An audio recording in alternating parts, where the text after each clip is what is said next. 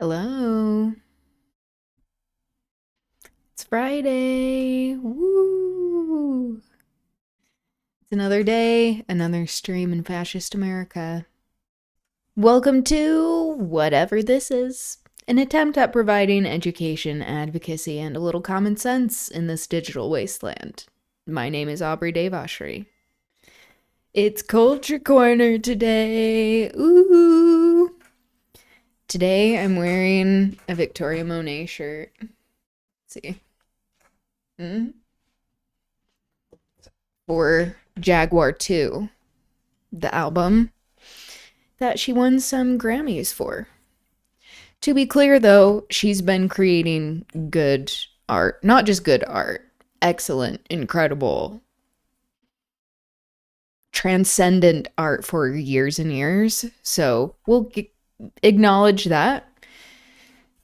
She has excellent music. If you are not familiar with her music, first of all, shame on you. Second of all, you are in for a world of great taste and sensuality and eroticism and tongue-in-cheek wordplay and great dancing, great music to dance to. All of this. Go check out her art. You will not be disappointed. Okay. So, with it being Culture Corner today, before this, I have forgotten to do band book club for a little bit. And guess what? It is March 20th, which is Lois Lowry's birthday, the author of The Giver. Da da da da. If you would like to leave a message for her, a birthday message, I can forward it along to her. If you leave it in the chat, you send it to the stream email. So feel free to do that. I'll send along people's well wishes at the end of the day. And I did want to touch on world headlines because there is a lot of bullshit happening, per usual, in fascist America with imperialist violence and aggression and white supremacy, Christian nationalism trying to take over the world. The end of times really is not, it's pretty dumb, I have to say. In terms of like not being intelligent and everyone just kind of like, what else can we do? There's a lot less enthusiasm, panic than I was expecting. But this is where we're at in my mind. The walls are closing in on the Epstein administration. Not soon enough, obviously. But we're seeing the Epstein class continue to enrich themselves with the industrial war complex, with colonization, Zionism, settler colonialism, capitalism. They've captured all of these areas, and we need to put a stop to it. So, I think we need a world strike. Please fill out the form in the profile to submit a strike card and your demands. We need to have a concerted effort with organizing, with clear asks to put a halt to the world's economy, to take back our power. All power to the people. Because they're destroying the earth and they don't care who is sacrificed for them to accomplish their world domination. It really is embarrassing for them how little they have empathy and care about human beings. We know that we have worth. We have to stand up for our worth, put an end to all of these atrocities that are happening on a global scale, because when it happens to one of us, it happens to all of us. We need to withhold our labor in an organized fashion so that we can have these issues directly addressed. So don't limit your imagination when it comes to demands, because that has kept us from progress. The very real systems that keep us oppressed, but also these beliefs that they instill in us, this learned helplessness to say that there's nothing we can do against these systems.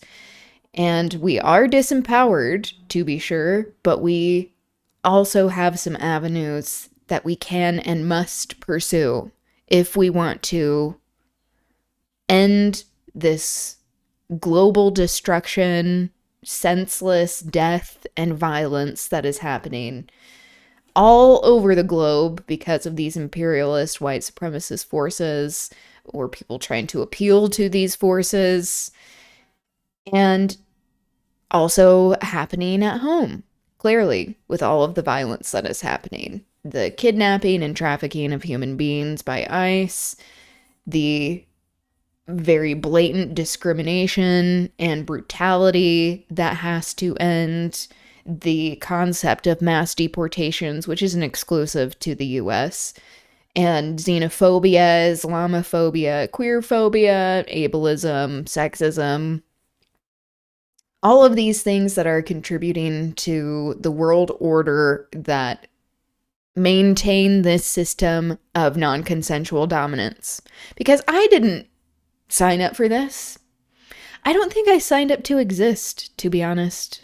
I don't think if I had any sort of informed consent of what I would be getting into being born, I wouldn't have consented to this. I would say, no, thank you, not for me. That's the truth of it. Anyway. This is to say we'll talk about world headlines. I mean, last plug, do submit a strike card and demands for a world strike, because we need this to take back our power. Moving on. I'll tie in what's happening in the political arena along with culture, so we have a bit of a transition, transing, if you will. And then get into more of the pieces that I have been very interested in and excited about lately that I will share. And then after, we can get into the reading. We'll see about all of the copyright stuff. I'll try to avoid this by talking over shit and pausing it as I go along, but this is the risk we take with going over some of this copyrighted content. Anyway, I like to start off with a funny video. So here is a video of Patti Harrison. Surprise, surprise, me showing another video of her on E-Talk. And then after, I wanted to talk about the banned book club. I was deciding. I was like, wait, do I actually want to do this?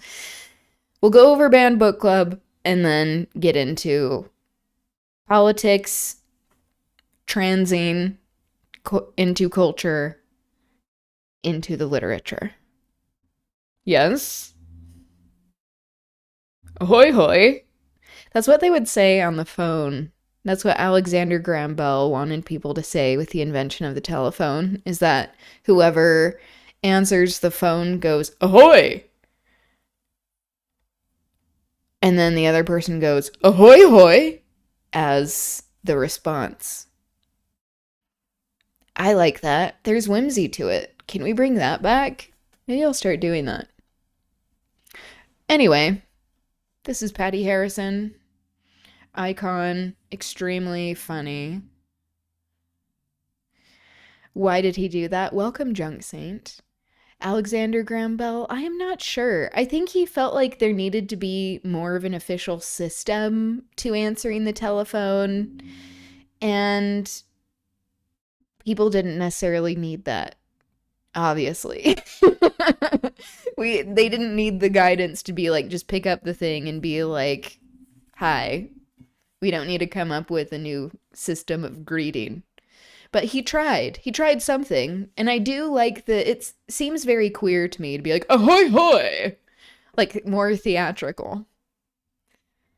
If you're a feminist, you get in this box now, girl boss, you f***ing and I said yes. I'm Patti Harrison, and I am going to How are you doing, Junk some of my Saint? Instagram posts. Do you ever use your phone as a mirror when you're trying on clothes if you don't have a mirror nearby? I was just trying on some clothes and I wanted to see what the clothes look like. This was my first day in court after my allegations came out. So originally I was like gonna wear this little meow court. My first day in court. I don't know if that's appropriate because she's talking about her social media posts for context. And I am not on social media really, besides like YouTube. And this is intentional for my own sanity. And because I've worked in social media and for the government, and I'm telling you right now that both of these things, which are now one and the same, have too much information on us. So just throwing that out there. But if you are still on social media, these platforms, following Patti Harrison is always a good idea. I think her handle on most things is like Patti Hardison or something. It's not her real name. So it's not great advertising for her. It's just really all about the joke, which I can appreciate. I love that. The gravity of my allegations. And the attack that was involved. Allegations. Maybe I'll play it more mature, She's more subtle, and so kidding, I went with this look. And by the like, way. Hey, this picture's kind of cute. As you can see by the height of the door frame and how close I am to it, I am about 9.5 feet tall. So it's kind of hard to find clothes that big. I lost that court case, Hi, so I'm due back in the States about a week. I think I'm getting Kit came in to say hi. This is a pickle that I saw at like a little convenience store when I was doing some shows at the Melbourne Comedy Festival. They talk so freaky down there. Melbourne. I just thought she looked awesome. It was like a sophisticated look she was pulling. I love the red patent leather pumps. I love that despite her kind of like gruesome body that she was slapping on a smile, it does feel forced. And unfortunately, the part of her hair, there's a big ridge. He's been doing this more at the beginning of the stream. Normally he'll come in after their food goes off, after he eats. Hi. He'll do a little sassy meow after his dinner. But at the beginning of the streams, lately he's been coming in and flopping around, being like, give me some pets, please, thank you.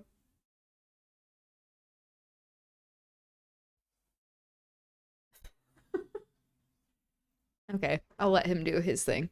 Anyway, just had to acknowledge the cuteness. That's gotta be a hard thing to kind of like get over and like get out in the day. I like that she seems to be happy that she's a pickle. This photo is of me and two of the kids I was fostering. I was taking them out to see Barbie. The kids I was fostering. Awesome. Maisie Williams, who's from Game of Thrones, whose career has not taken off a whole lot after the show, I will be honest. Oh, this is from 2 years ago. Okay. Cats are the best. I know, I love cats. I love dogs, but I worship cats. That is my take on it. Do you have any cats? Box. Where they said, so if you're a feminist, this was a little bit after now, the Barbie movie came out, clearly. Yes, so we all got in the box. They were having so much fun. They were really giggling the whole time. They seemed to really love the movie, and they came out of the movie feminists because they definitely weren't feminists before we went in. They were talking about getting engaged. I was like, you guys are too young. This post is a piece of original artwork that I did, and this was kind of talking about something that happened to me that was like a traumatic attack.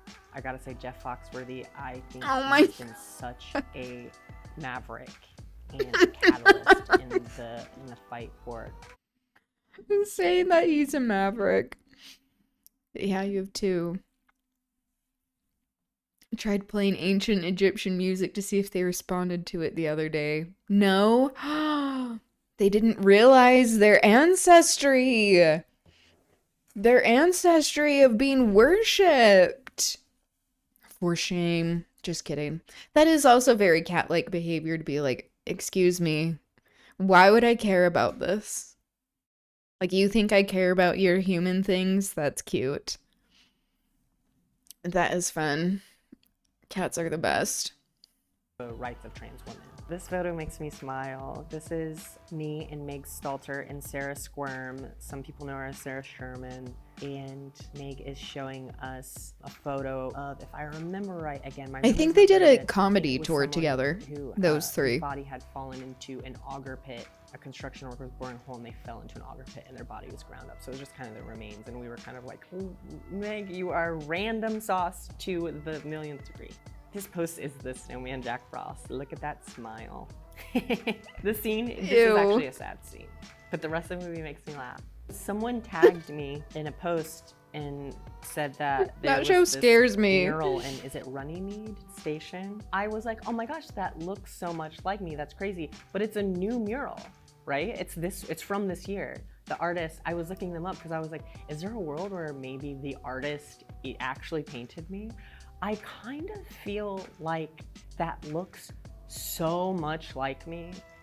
Part of me is taken and put into this art that I now need to go destroy the art to get that part of me back or something like that. She's definitely a more confident version of me. Well, it took some of your likeness. That's what happened. Like, part of you is trapped. Facial expression like that.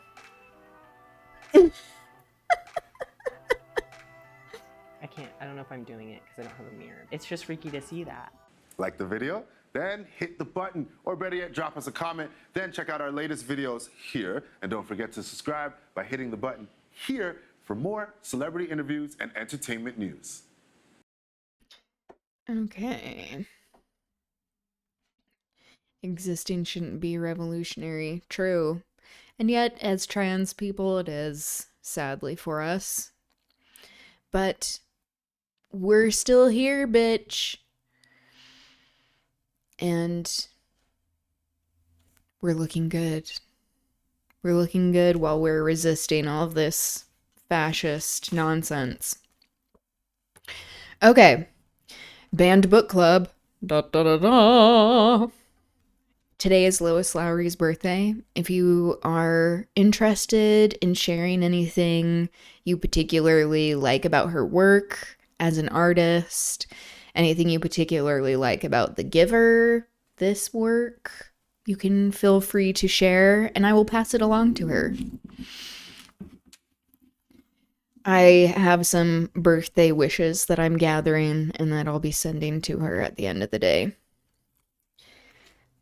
Okay, so we were reading chapters 9, 10, and 11. And this is after Jonas, the main character, finds out that he is the receiver.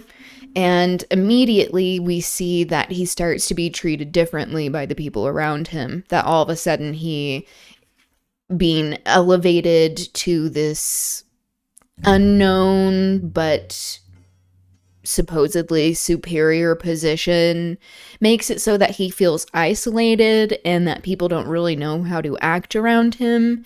And in this society, we know that the word sameness is used as the goal, a compliment, that this is something everyone is desiring, to be the same. And that anyone who falls outside of this, showing difference, that it is viewed as embarrassing or unacceptable, where shaming is involved and it is institutionalized as well, that people shouldn't desire to be feeling different than the rest of the community. So we see these systemic and cultural social forces that are at work to enforce these hierarchies and assimilation.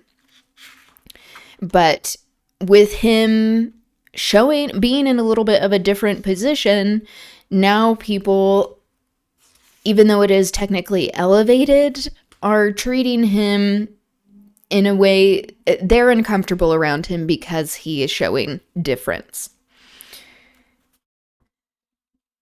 Okay. And that happens immediately with his friend Asher as they're coming home. He does get his assignment very quickly, or like the first folder that he got. And this is what it says. Or a single printed sheet. Yeah, there's only one single sheet inside. Jonas, receiver of memory. 1. Go immediately at the end of school hours each day to the annex entrance behind the House of the Old and present yourself to the attendant. So the House of the Old is like the, like where elder care happens. 2. Go immediately to your dwelling at the conclusion of training hours each day. Excuse me.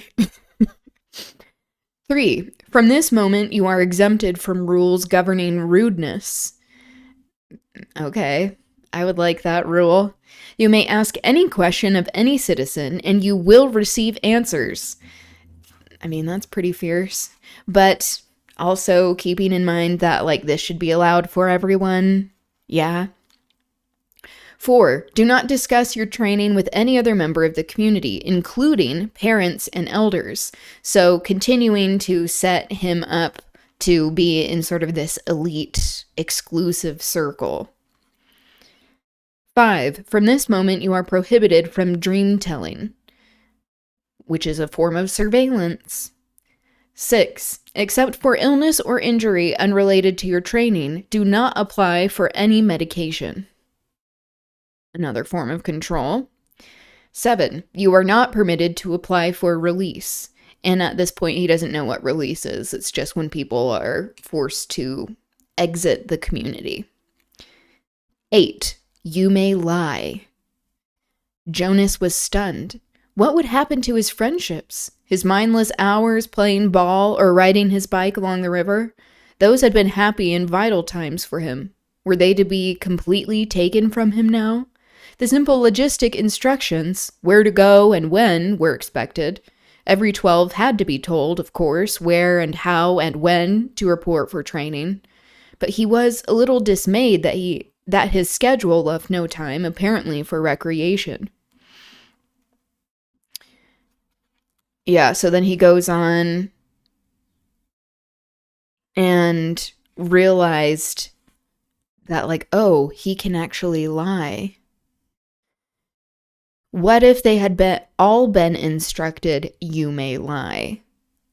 He's asking this question concerning the other people in the community.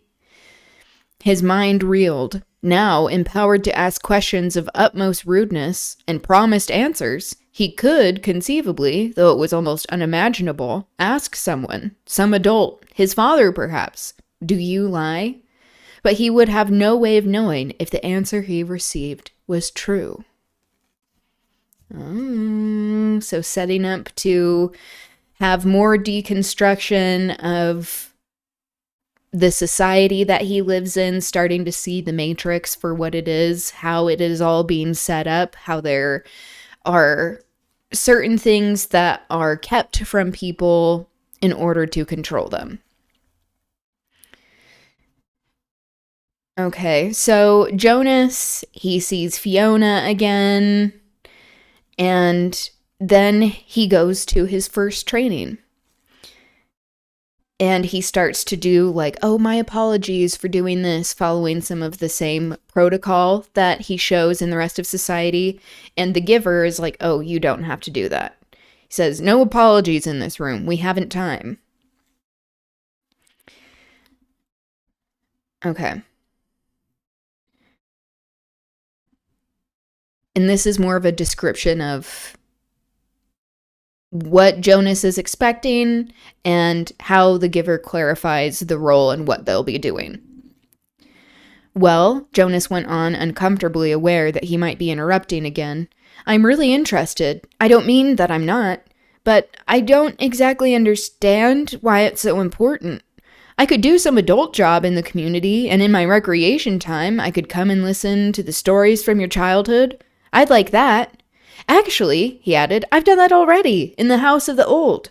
The old like to tell about their childhoods, and it's always fun to listen. The man shook his head. No, he said, I'm not being clear. It's not my past, not my childhood that I must transmit to you. He leaned back, resting his head against the back of the upholstered chair.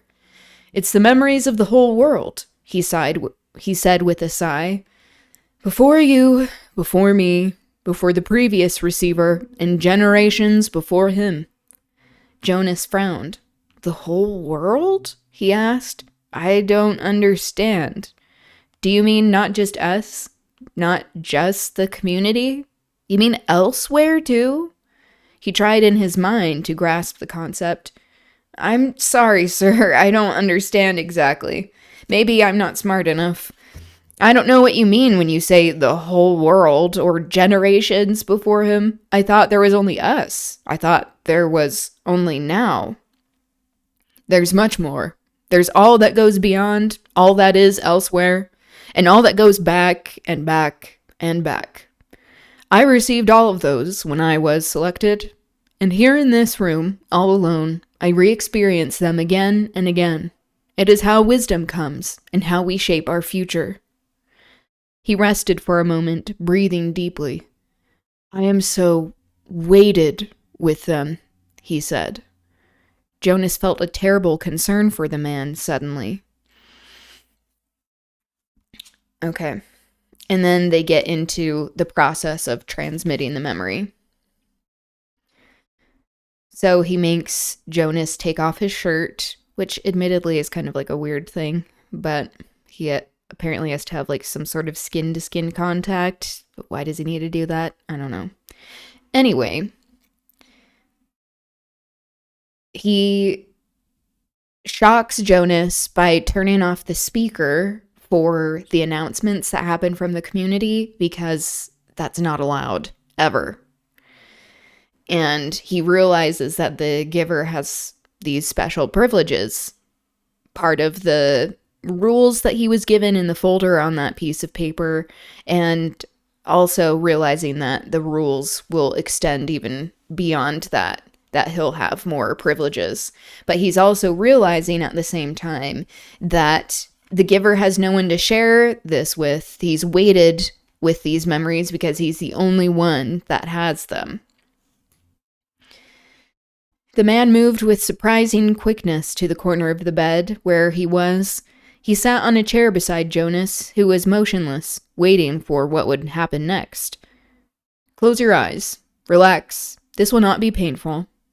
Jonas remembered that he was allowed, that he had even been encouraged to ask questions. What are you going to do, sir? He asked, hoping that his voice didn't betray his nervousness. I'm going to transmit the memory of snow, the old man said, and placed his hands on Jonas's bare back. So the first memory that is shared is of snow, which is very symbolic of birth, especially like a first snowfall of a beginning, but also a beginning of the end, a beginning of winter, how there is beauty in snowfall, looking at individual snowflakes, highlighting the importance of individuality that people are not afforded in this society. This sort of purity that is symbolic with snow. How Jonas's mind is untouched by so many different things. And so now it also is a very core thing people think of in terms of like human existence. It's like, do you remember the first time you saw snow? Do you remember seeing snow falling and what it was like? So just using symbolism of a trope that people talk about when it comes to like memory and using it as an introductory method. He also sees a sled, and then he starts to realize that there are words popping into his head during this transmission of the memory. So he learns what a hill is.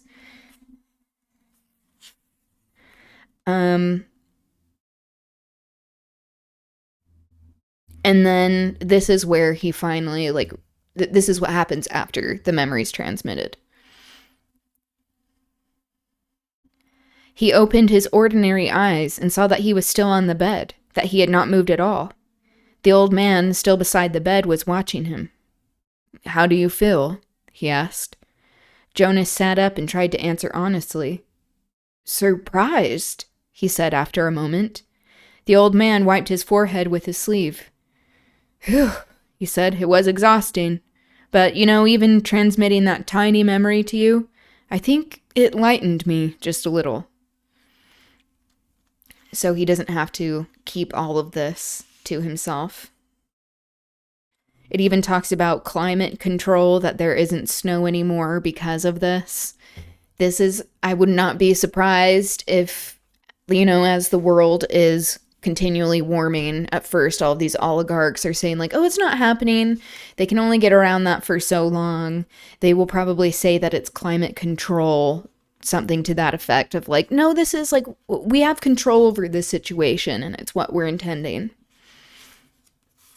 So just talking about how human domination extends very far in this society.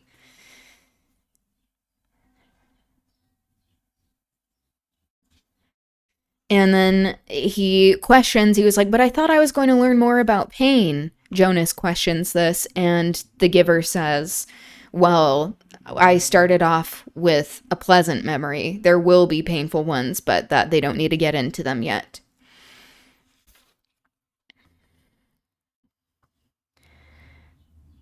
Okay. And so now, after he said that, he's like, "I can show you something that is painful." He said, "Well, since you asked the question, I think I have enough energy for one more transmission. Lie down once more. This will be the last today." Jonas obeyed cheerfully. He closed his eyes, waiting, and felt the hands again. Then he felt the warmth again, the sunshine again, coming from the sky of this other consciousness that was so new to him. This time, as he lay basking in the wonderful warmth, he felt the passage of time. His real self was aware that it was only a minute or two, but his other, memory-receiving self felt hours pass in the sun. His skin began to sting. Restlessly, he moved one arm, bending it, and felt a sharp pain in the crease of his inner arm at the elbow. "Ouch," he said loudly, and shifting on the bed. "Ow," he said, wincing at the shift, and even moving his mouth to speak made his face hurt. He knew there was a word, but the pain kept him from grasping it. Then it ended. He opened his eyes, wincing with discomfort. "It hurt," he told the man, "and I couldn't get the word for it." "It was sunburn," the old man told him. "It hurt a lot," Jonas said, "but I'm glad you gave it to me. It was interesting. And now I understand better what it meant that there would be pain." Sorry, babe. There is a whole lot of pain that you have yet to learn about. Unfortunately, humankind is not necessarily the most charitable and kind at times. A lot of times. The man didn't respond. He sat silently for a second. Finally, he said, "Get up now. It's time for you to go home." They both walked to the center of the room. Jonas put his tunic back on. "Goodbye, sir," he said. "Thank you for my first day." The old man nodded to him. He looked drained and a little sad. "Sir?" Jonas said shyly. "Yes? Do you have a question?" "It's just that I don't know your name. I thought you were the receiver, but you say that now I'm the receiver, so I don't know what to call you." The man had sat back down in the comfortable upholstered chair. He moved his shoulders around as if to ease away an aching sensation. He seemed terribly weary. "Call me the Giver," he told Jonas. And that's where we ended, on "Call me the Giver." So we're seeing this act of passing on memory be symbolic for historical knowledge,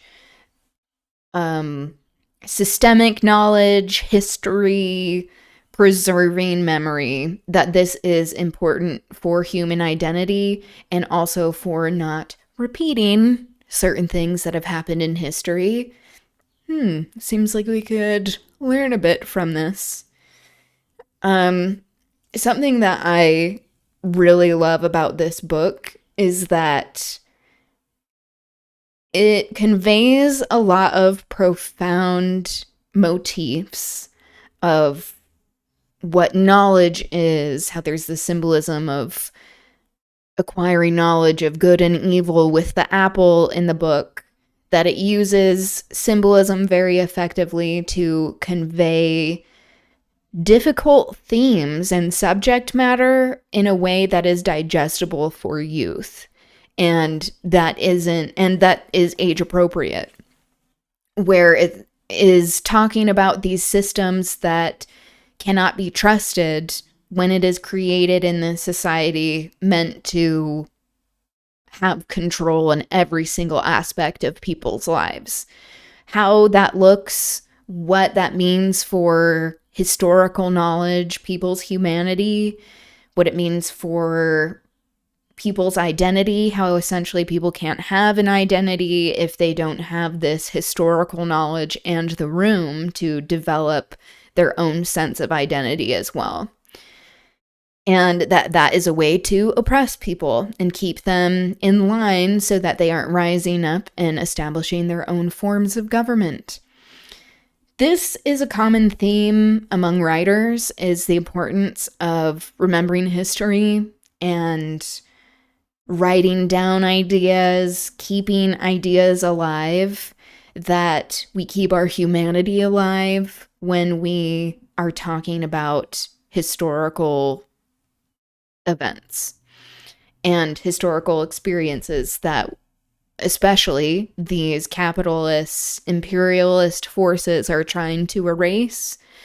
We engage directly in decolonization and taking back power when we read the things that they don't want us to read, when we talk about the things that they would prefer that we stay silent on, and that when we talk with each other and engage in critical thinking, understanding what our opinions are, what we think, what our morality is, how that functions in the larger societies that we live in, how that dictates our forms of resistance, if any, and what it requires of us in order to effectively resist and overthrow these systems. Anyway, that's The Giver. I really enjoy this book. It, again, was like one of the first examples of me feeling like I really internalized the concept of showing symbolism, of recognizing the apple imagery of good and evil from the Garden of Eden in the Bible, and also the view of it being necessary to have knowledge, even about and especially about the things that are painful, that it doesn't do us a service by ignoring the ugly things that have happened in history and that are happening now, to uphold these systems of dominance that are held in the hands of very few who exploit all of us. Yeah. Okay. Let us get into the world headlines, then a little bit of culture that's political, into Culture Corner. Sounds good? Okay. This is from Democracy Now! Top U.S. and world headlines. DemocracyNow.org, The War and Peace Report. I'm Amy Goodman. The Pentagon's launched an offensive aimed at reopening the Strait of Hormuz, with low-flying jets and helicopter gunships patrolling the waterway for Iranian ships and one-way attack drones. The offensive got underway as Iran's Islamic Revolutionary Guard Corps published video appearing to show a U.S. F-35 stealth fighter jet being struck over Iranian airspace. The Pentagon said one of its $100 million stealth fighters had been forced to make an emergency landing at a U.S. airbase in the Middle East. On Thursday, Defense Secretary Pete Hegseth confirmed the Pentagon has asked for $200 billion in additional funding for the war in Iran. What? Yeah, because we need more money going towards war. We can't have health care, we can't have elder care, we can't have child care, we can't have affordable food or housing or energy or jobs or equitable workplaces, fair workplaces, being paid a livable wage. But we have money for war and endless death. The American way, apparently. $200 billion. I think that number could move, obviously. It takes money to kill bad guys. Iran's foreign minister warned Thursday his nation would show zero restraint if the U.S. or Israel attacks oil or gas infrastructure again. Just trying to make it sound like, oh, it's that simple. It takes money to kill bad guys. Who are the bad guys in this situation? Remind me. In my mind, I would think it is the people who started this violence unprovoked, completely unprovoked, as a way to extract resources and impose dominance and death on the world in global markets. Morning followed Israel's bombing of the South Pars oil field, home to the largest proven reserves of natural gas in the world, and Iran's retaliatory strikes on fossil fuel infrastructure across the Gulf. On Thursday, Qatar Energy's CEO said Iran's attacks on Ras Laffan and other fossil fuel sites have knocked out 17% of Qatar's liquefied natural gas export capacity for up to 5 years, causing an estimated $20 billion in lost revenue each year while cutting off energy supplies to Europe and Asia. In Washington, Treasury Secretary Scott Bessent said the Trump administration will remove sanctions on Iranian oil to lower surging prices, which some analysts predict could top $150 or even $200 per barrel if the war continues. Meanwhile, Iran's attacks have halted exports of helium from Qatar, which before the war provided more than one-third of global supply. Helium's critical for a range of industries, including semiconductor manufacturing, fiber optics, medical devices, including MRIs, and scientific research. In Lebanon, there were reports of heavy fighting between Hezbollah and Israeli soldiers backed by air and artillery fire as Israel pushes ahead with a ground invasion. Meanwhile, Israeli airstrikes continue to rain down on cities across Lebanon, where health officials report more than 1,000 people have been killed since early March. At least 40 medical workers are among the dead. Israel is also targeting journalists and their families. This week, Israel bombed the home of Lebanese journalist Mohammed Sherry, killing him and his wife and injuring his children and grandchildren. Press freedom groups condemn the attack as a war crime. Yes. I mean, Israel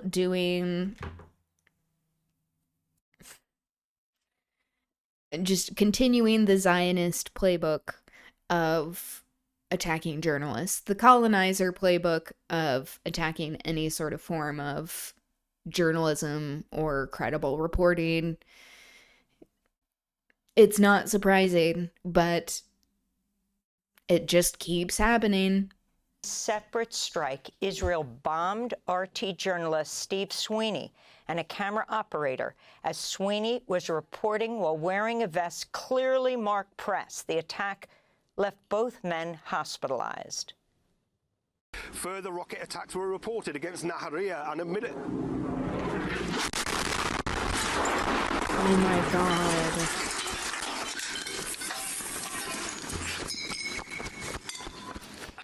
In Gaza, while they're Israeli filming. authorities have reopened the Rafah border crossing into Jesus. Egypt for small numbers of Palestinians to seek medical care abroad.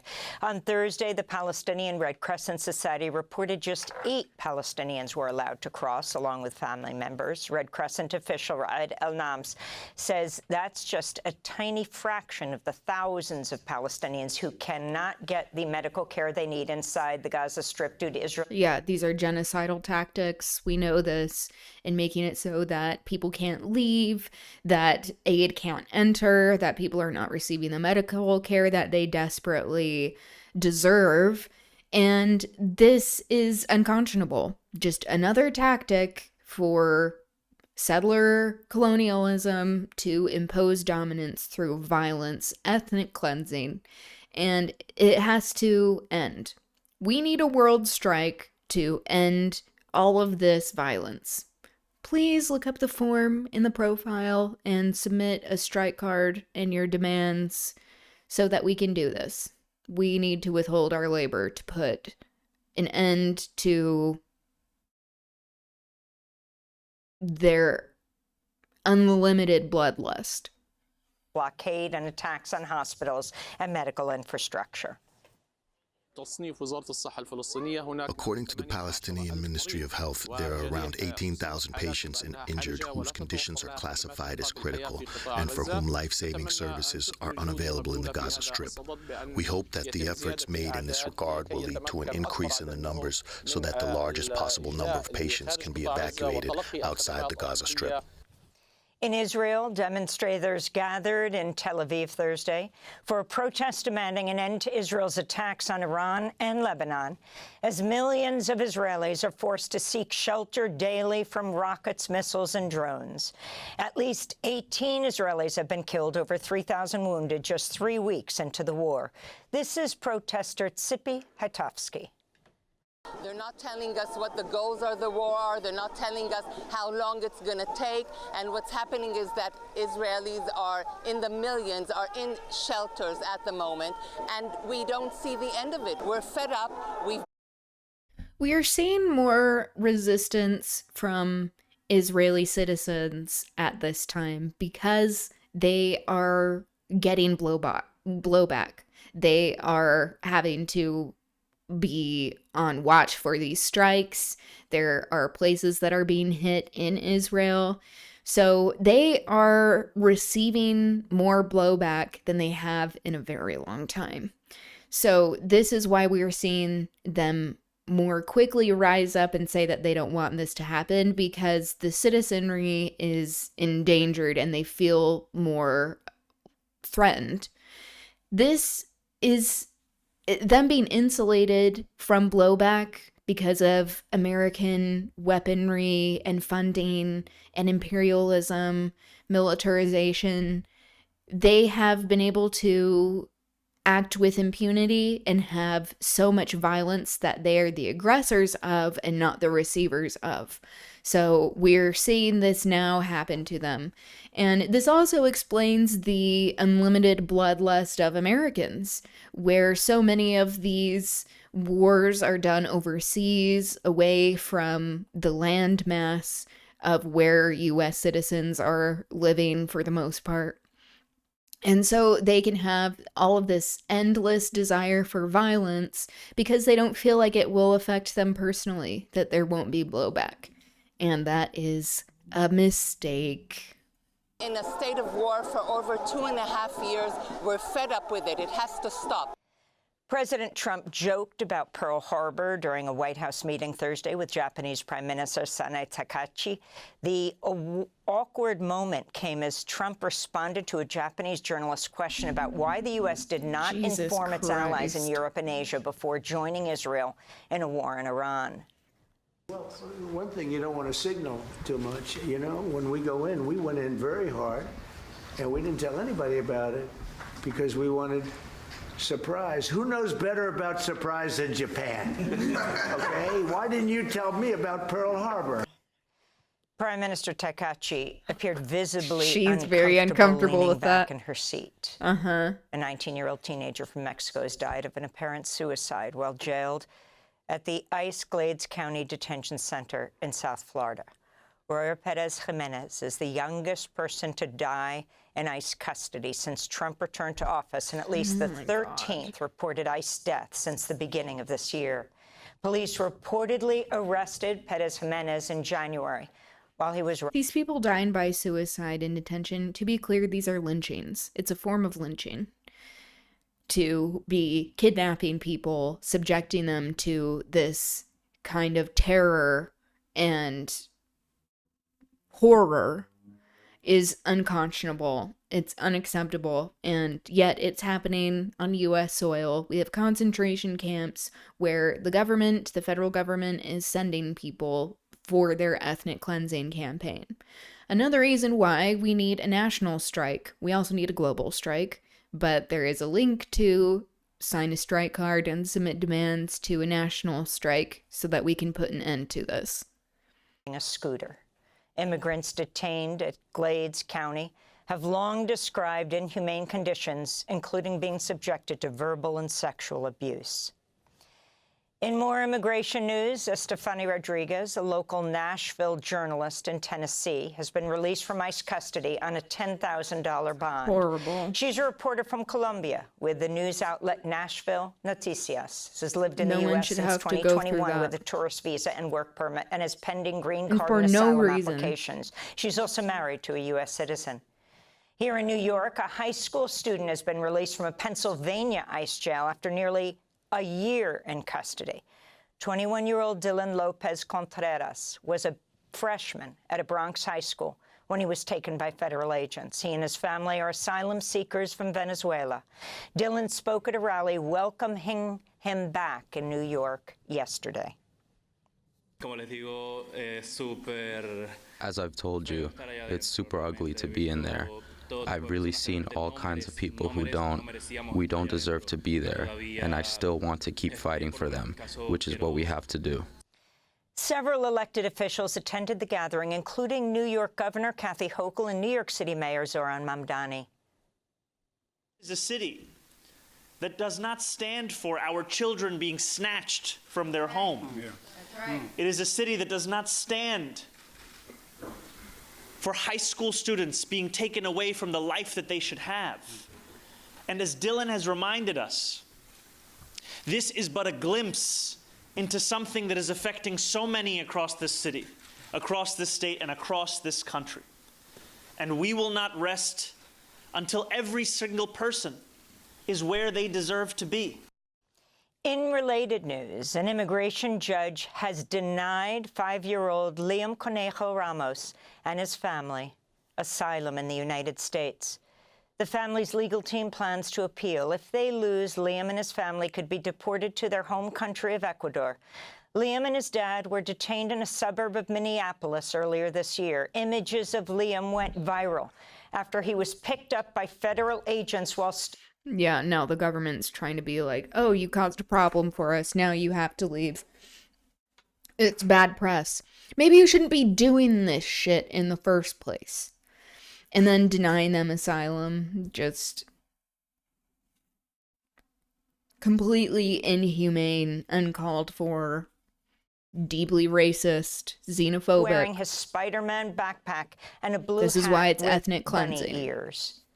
They were released from the Dilley ICE Family Detention Center, the Dilley Jail in Texas, in February, after a nationwide campaign led in part by Congressmember Joaquin Castro, who escorted them back to Minnesota. In Colorado, nearly 4,000 meatpacking workers have entered their 5th day on strike to protest unfair and dangerous labor conditions at JBS USA, the world's largest meat producer. Unionized workers at the slaughterhouse and beef processing plant in the city of Greeley walked off the job Monday, marking the largest strike in the U.S. meatpacking industry in 4 decades. Many of the workers are immigrants. This is UFCW Local 7 President Kim Cordova. There's 50 languages spoken at this plant. And where JBS thinks that they can hire a vulnerable workforce, they do that by design, hoping that workers can't talk to each other about wages and benefits or working conditions. They're hoping that we have a division in the plant. but they underestimated their workers. The workers are smart, they're strong, they're hard workers. And they deserve dignity and they deserve respect.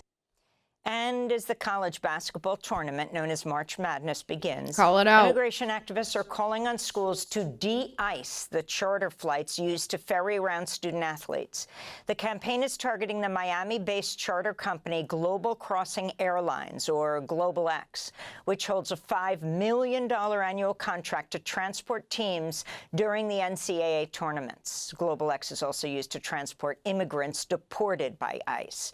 Here's an excerpt of a video from the De-Ice These Flights campaign. It's disgusting. In 2025, Global X flew more than But it's cool that we have people calling this out. 1,500 deportation flights for ICE, while earning more than $246 million. And it's the same airline teams have flown for March Madness. When schools fly Global X, they're feeding a system that supports deportation. Athletes one day, deportation routes the next. It's the business model. Profit by abusing people. And those are some of the headlines. This is Democracy Now!, democracynow.org, The War and Peace Report. I'm Amy Goodman. Thanks for watching Democracy Now! On YouTube. Subscribe to the channel and... Okay. Check out Democracy Now! If you haven't already. Subscribe. Sign up for their content. Okay, so there has been a MAGA civil war among the media talking heads, the independent ones specifically, because they are breaking off from one another with the illegal and immoral war against Iran. But we are seeing how they are divided in their bigotry and trying to pick and choose what they want to prioritize or who they want to most throw under the bus for this war debacle, despite there being a very clear source of all of the chaos, which is the President of the United States and his administration and their warmongering representatives from this fascist party. Fascist double stuff is MAGA. Fascist light, we know, the Democrats. Anyway, this is a video from Zateo of Crystal Ball talking about this a little bit. I don't know a whole lot about what's happening with all of like the MAGA sphere of things because I do lurk. I'll admit I'll lurk occasionally to see what they're talking about, but not like how some of these journalists are observing their behavior. So let's give this a watch. MAGA podcast wars going on. And I got to say, I'm enjoying them as an observer, as an outsider. We deserve this. Honestly, I mean, I've never Maddie, seen it. We Right? deserve this. It's always Democrats in disarray, Yeah. the left with the circular firing squad, the right's always message discipline, everyone sticks together, Yep. they fall in line. Yep. Not this time. Explain to our viewers who have been spared. Oh my God. Just give us a summary to normies watching. What are the right-wing MAGA podcasts? What is going on right now? Well, I mean, It's big. It is big. And so it would take a long time for me to give you all of the subplots. But I mean, the major fissure is around Israel. And I mean, the real question for many of these people is like, do we hate the Jews or the Muslims more, right? Like that's what they're, many of them sadly well put. are really fighting over. I don't want to lump everybody in that True, bucket, but but many of that's you know, the sort of flavor of a lot of it. And so the latest flare up in this, you've got, you know, Tucker and Candace and Megyn Kelly has now kind of joined that side because she can see this is the way the young base is going. Yep. And then you've got Mark Levin and Ben Shapiro. Actually, Piers Morgan has now jumped in and going after Ben Shapiro and they're fighting. The latest flare-up has been Mark Levin has apparently been going after Megyn Kelly pretty relentlessly for a long time. Yeah, Because he's got after me too. He's an awful person. super Zionist, awful person, you know, and Was a never Trumper, by the way. Which Always is- should remind people in these Trump acolytes, they used to hate Trump. And that's true of a lot of the people who are his biggest fans. I mean, Ben Shapiro was not a Yep, Trump guy, agreed. right? You know, this is a sign that everybody knows the Trump era is coming to an end one way or another. He's incredibly unpopular. Yeah. People were against Trump until they realized that they can ride into power and grifting by aligning with him. So we see how there is no sort of moral backbone. Really, people just doing whatever will help them get power, maintain power and wealth. They're going to get destroyed in the midterms if they're free and fair remotely at all. They can see the writing on the wall, and they can also see that, especially with an online young right, the direction. Okay, I mean, not to interrupt so quickly again, but we keep saying this. If the elections are free and fair, what will we do as an American people if they aren't? We need to be talking about this, because if they aren't, what's left for us? What's left for us? How are we going to push back against that? Because if we don't have a free and fair election for this round, I somehow doubt there will be free and fair ones happening immediately after that. We have to fight for this. We have to make sure that if that does happen, we have to keep pushing so that that doesn't happen, to hold our representatives accountable, hold the administration accountable. We need a national strike to do this. But also, if they aren't free and fair, that they have to be very afraid for our reaction. Yeah? Going in very dark yeah, direction, it is a very dark direction in many ways. They are, they're very grape pilled. So they're sort of reading the room of how this thing is coming apart. And in the same way that after Bernie lost in 2020, there was a lot of like left liberal, left on left fighting and squabbling and drama, etc.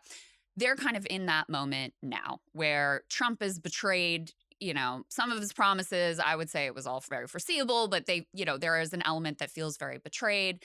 There is a sense of who's going to take the reins next. What is that direction going to look like? And so all of these personal grievances also that were underneath the surface, those are coming up too, which is why I say like partly it's about Israel and like Jews versus Muslims. Partly it's just these like incredibly petty, personal, vicious beefs. Interesting. We love to see the girls fighting. It's good for all of us when they're fighting in this way. Okay, I saw this video by Bob the Drag Queen, kind of moving into our transing section of the stream. I wanted to see Bob's take on the fashions, get the politics involved, as we're also talking about culture. Hey, Bob. Whoops. Welcome back to the YouTube page. It's me, Bob the Drag Queen. I'm going to be reviewing some looks from the 2026 Oscars. And before we get started, I want to know, do you agree with the film that won Best Motion Picture? It was one battle after another. I'll be reading all the comments. Let's get into it.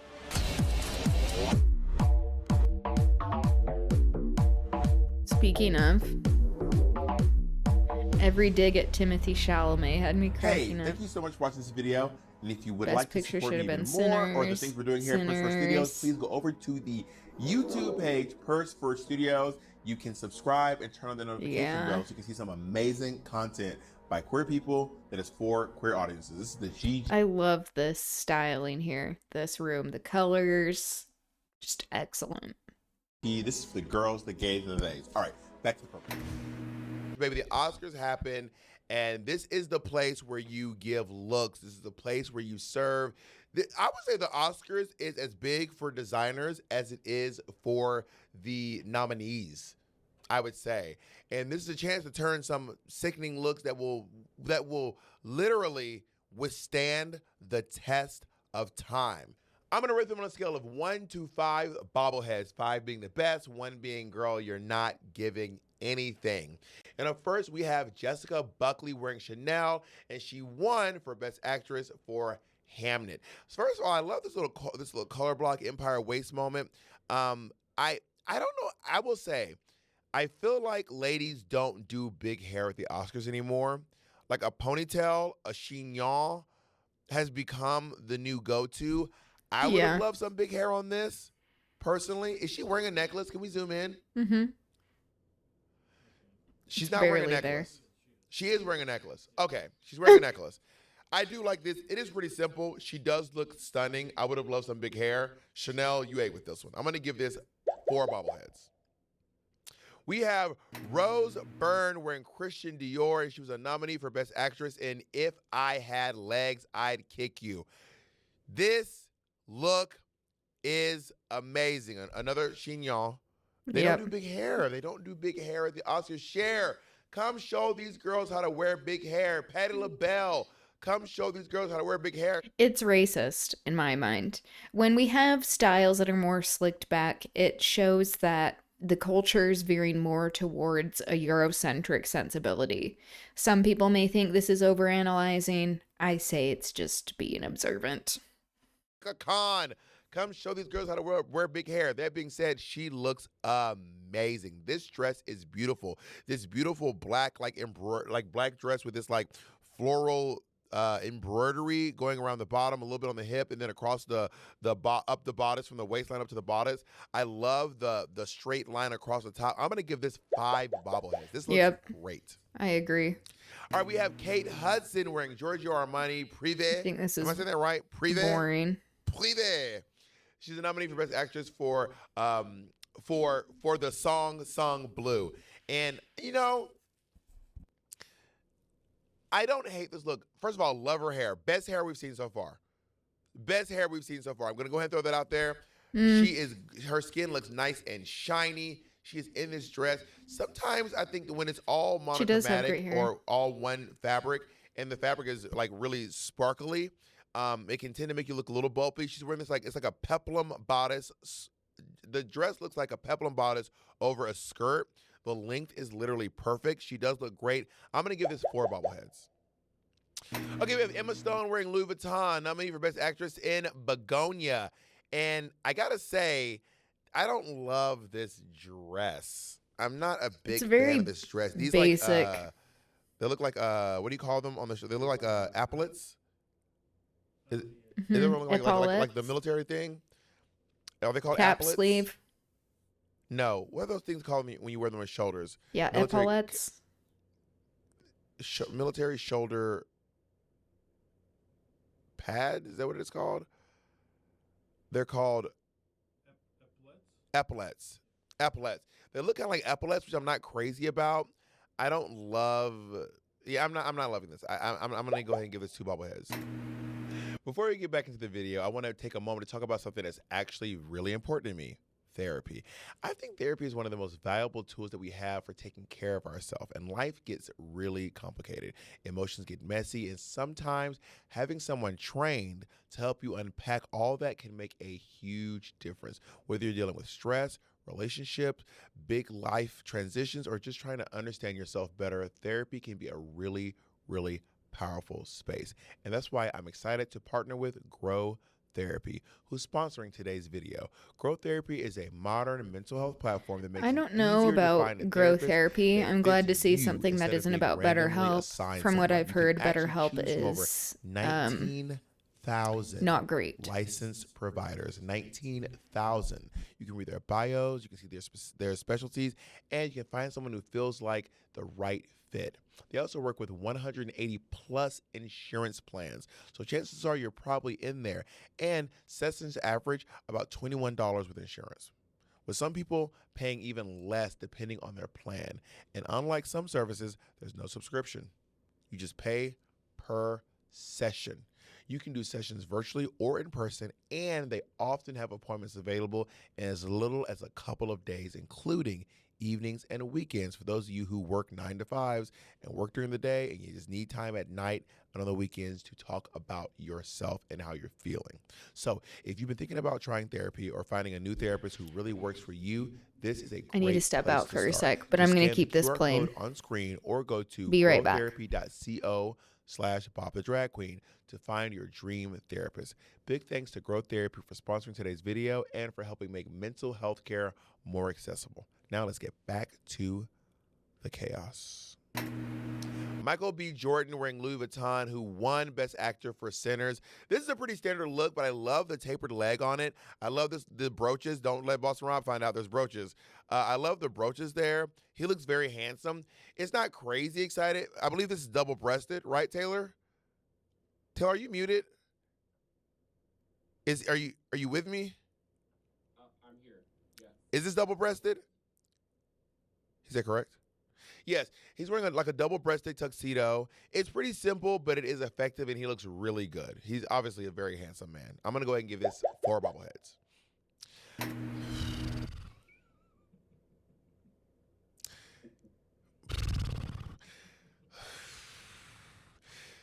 Timothy Chalamet, the world's #1 hater of ballet and opera, wearing Givenchy, nominee for Best Actor in Marty Supreme.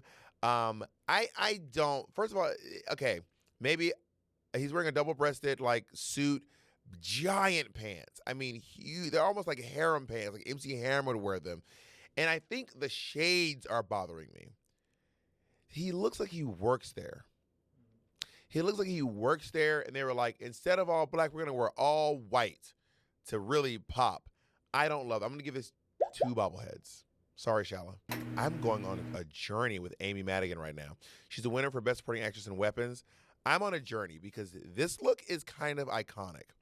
It looks like she's wearing like a suit, but it's not. The pants and the jacket don't match. So it's like a paillette, feathered, giant sequin or it's not sequin. It's like a giant like. I don't describe. I think I'm obsessed with this. I think I really like this. I love the shoe she's wearing. I love a lady in a pant. I'm going to give this 4 bobbleheads. This is great. Could have had something different with the hair, but I actually like this a lot.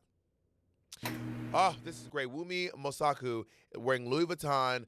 She's a nominee for Best Supporting Actress in Sinners. This look is fantastic. I love that I love a cold shoulder. I love a cold shoulder. Love a cold shoulder. I think the what makes this really interesting is obviously the cut, basically from the shoulders up. From the shoulders down, it's a pretty standard dress, and she did her hair nice. I love this. 4 bobbleheads.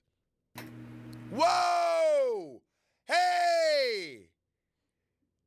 We got this is 5 bobbleheads. Tiana Taylor's wearing Chanel, nominee for Best Supporting Actress in One Battle After Another, which was the winning film this year. This dress is stunning. I can't tell if this is faux fur or if this is fringe. I don't know what it is. Tiana Taylor, we knew Tiana Taylor was going to eat. We knew Tiana was going to look amazing. She looks fantastic. This is so far, I'm going to go ahead and give it 6. I know I said I'm only doing 5. This is 6 bobbleheads. This is by far the best look. My God. Okay, we have Shabuzi wearing Campillo, and he performed. This is great. It looks like it harkens back to a different time.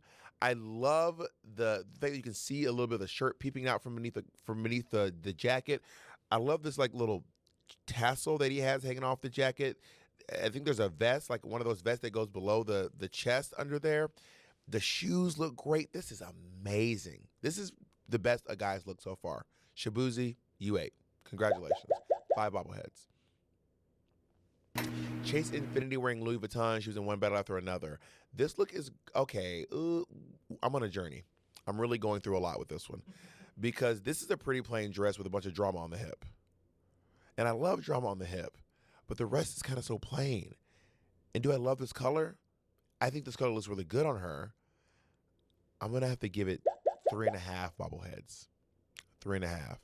We got Reese Feldman, who is the wearing custom Danelle Fletcher, and he worked on the press team. Honestly, this look is great. Y'all know I love a million brooches. You know I love a million brooches. I love this color combination. I love this little pussy bow. I think this is a great look. This is great. It's kind of giving what's her name? The photographer? Not the photographer. She has the same name as the photographer. The photographer name is Ann Leibowitz. Her name is Fran Leibowitz. I have to connect them that way. The hair is giving Fran Leibowitz. If you were in my brain, that would make perfect. If you were in my brain, that would make perfect. And I know that Fran Leibowitz is not a photographer. I need you all to know that. I know that. I'm going to give that one 3 bobbleheads. Nick Kidd is wearing Chanel. She was with Ewan McGregor. Shout out to Moulin Rouge the musical. This look is pretty good. I'm not mad at it. Her hair is big. It's giving that lady from Mars Attacks.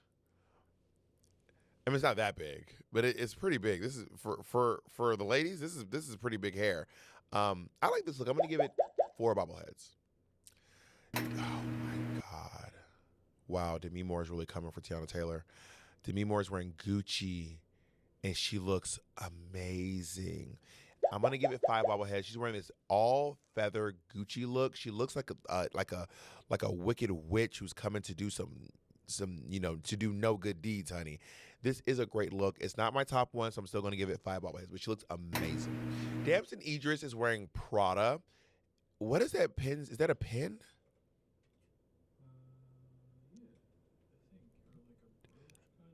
Is it a brooch or is it? Okay. Oh, I like that this is bold. I think the brooch looks like a pin that would say like I voted. But like I think that it's giving like I voted pin. It's also giving kind of period piece. Like I feel like he could wear this in the musical Jekyll and Hyde. You know what I mean? I don't hate it though. I would remove the pin, and I'm gonna give this 3 bobbleheads. Wow, Anne Hathaway wearing Valentino looks amazing. I love an opera glove. Do not let Timothée Chalamet see you wearing these gloves. He's going to be livid with you. He's so bored. No one cares about your opera gloves, or at least Timothée Chalamet doesn't. But I care. This looks amazing. I do wish there was a little bit of the flowers on the glove would really seal the deal for me. Up at the top, that would really seal the deal for me. This looks amazing. I'm going to give this 5 bobbleheads. She looks amazing. Ava DuVernay, this hair looks so great. This silhouette is beautiful. I feel so bad for the folks who were sitting next to her. You know she was in their seats. Someone is watching the whole thing behind. I'm back. Her sleep. When I entered, I did hear Bob talk about that one gentleman looking like he could be part of Jekyll and Hyde, and yes, I love that musical. Problematic in many ways, talking about mental health, but also the music is stunning. The digs at Timothée are great. Someone was watching Michael B. Jordan accept his Oscar literally like this the whole time. I'm pretty obsessed with this. This looks absolutely amazing. This is great. 5 bobbleheads, easy. Hey, Kristen. Hey, Kristen. The hair looks sad. Hey. Kristen Wiig is wearing Elias Saab for the Bridesmaid Reunion segment. You know, it's not doing much for her shape. I love the detailing. This was my take on it, by the way. I like the detailing on this, but it's not really doing anything for her. I don't like this necklace with it, and I don't know what her hair is doing. I don't feel like this is the Oscars. I feel like this is like maybe the Emmys, maybe.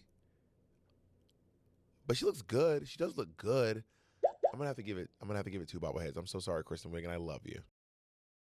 And listen, comment below. Let me know. Did I miss a look that you thought I really should have highlighted? Who here had your favorite look? Who's gonna get 6 bobbleheads from you? Well, I missed most of that. I'm gonna have to go back and watch that. Hopefully you enjoyed this. Okay. Whoops. Moving right along to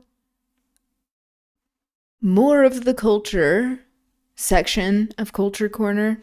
This is a song that I've been listening to recently. It came out 6 days ago, apparently, or at least this video for it. And this is how I first discovered it. This is by Flag Boy Giz, We Outside. And this is important for context. For those who want to know, he's dressed in New Orleans Indian attire. Due to how Native and Black people mixed in Louisiana, a lot of folks got Native ancestry. So in New Orleans, people dress in ceremonial Native attire to keep up the history. Recently, some African traditional clothing has been mixed in too, so now it's just a beautiful combo of both cultures. Okay.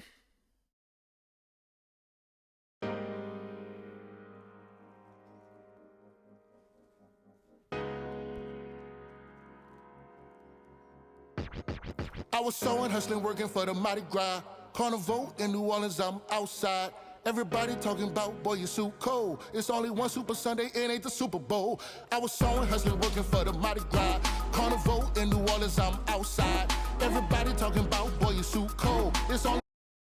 It's got that bounce beat to it and the like black and yellow along with it too. Super Sunday, it ain't the Super Bowl. Mardi Gras, walking through the streets like I run a town. Don't blow your horn at me to move, drive around. We outside. I don't tell him he don't have enough on. I tell engines they look naked, I'm a whole park legend. We outside. I was making cars stop at the D shop. At the liquor store, I tell them who could go. We outside. Once we walk across the city, we gon' meet them all. The other engines, they be hopping out of U-Hauls.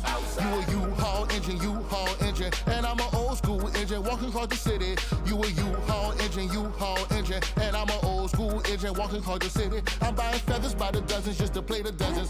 Telling engines stare at me, they need to study. We outside. My suit shining blingers with the chief sing. I'm walking up the street, painted like Sting, painted like E. The look Don't let me is get behind you, coming with a cloud of ganja. I superb. Thomas walking to South Liberty. I told the engine All the I'm too pretty for you feathers, to be the ripping me. detailing. St. Joseph night, no killing me. I was sewing, hustling, working for the Mardi Gras. Carnival in New Orleans, I'm outside. Everybody talking about, boy, you so cold. It's only one Super Sunday, it ain't the Super Bowl. I was sewing, hustling, working for the Mardi Gras. Carnival in New Orleans, I'm outside. Everybody talking about, boy, you so cold. It's only one Super Sunday, it ain't the Super Bowl. Walking through the smoke of the Kawasaki's. Everybody come see me, man, like we the Jabberwockies. Okay, pausing it because I remembered maybe I should do this so I avoid copyright strikes. Looking at you, YouTube. I don't know if I've waited too long, though. Oh well, this is the attempt. Look at all of this. Stunning. Well, hello. Cos tan sin. Cosine tangent sine. Am I saying that right? Look at the lime green, now known more as like a brat green, and also this like Kelly green. Love. It ain't no competition, it ain't fair. Tell them inches how they dead on they porch stairs. They say I do the most. I got the stones on my glove like Thanos, walking past the floats. You know what make me happy? When I be walking with a hatchet in the third wall looking for Apache. It's a sight to see, flag boy crossing magazine, full magazine. Chief say tell a spy bone to the mouth of me. Okay, I did like a couple of pronunciations, so it might be different next time. How are you doing? When you see him with a bucket, boy, they toe down. Just knowing Carnival can ride us when they go down. I was sewing, hustling, working for the Mardi Gras. Carnival in New Orleans, I'm outside. Everybody talking about, boy, you so cold. It's only one Super Sunday, it ain't the Super Bowl. I was sewing, hustling, working for the Mardi Gras. Carnival in New Orleans, I'm outside. Everybody talking about, boy, you so cold. It's only one Super Sunday, it ain't the Super Bowl. And the braids. The dollar bills not having any dead presidents on them. No colonizers. Looks like someone in a headdress. I was sewing, hustling, working for the Mardi Gras. Carnival in New Orleans, I'm outside. Everybody talking about, boy, you so cold. It's only one Super Sunday, it ain't the Super Bowl. I was sewing, hustling, working for the Mardi Gras. Carnival in New Orleans, I'm outside. Everybody talking about, boy, you so cold. It's only one Super Sunday, it ain't the Super Bowl.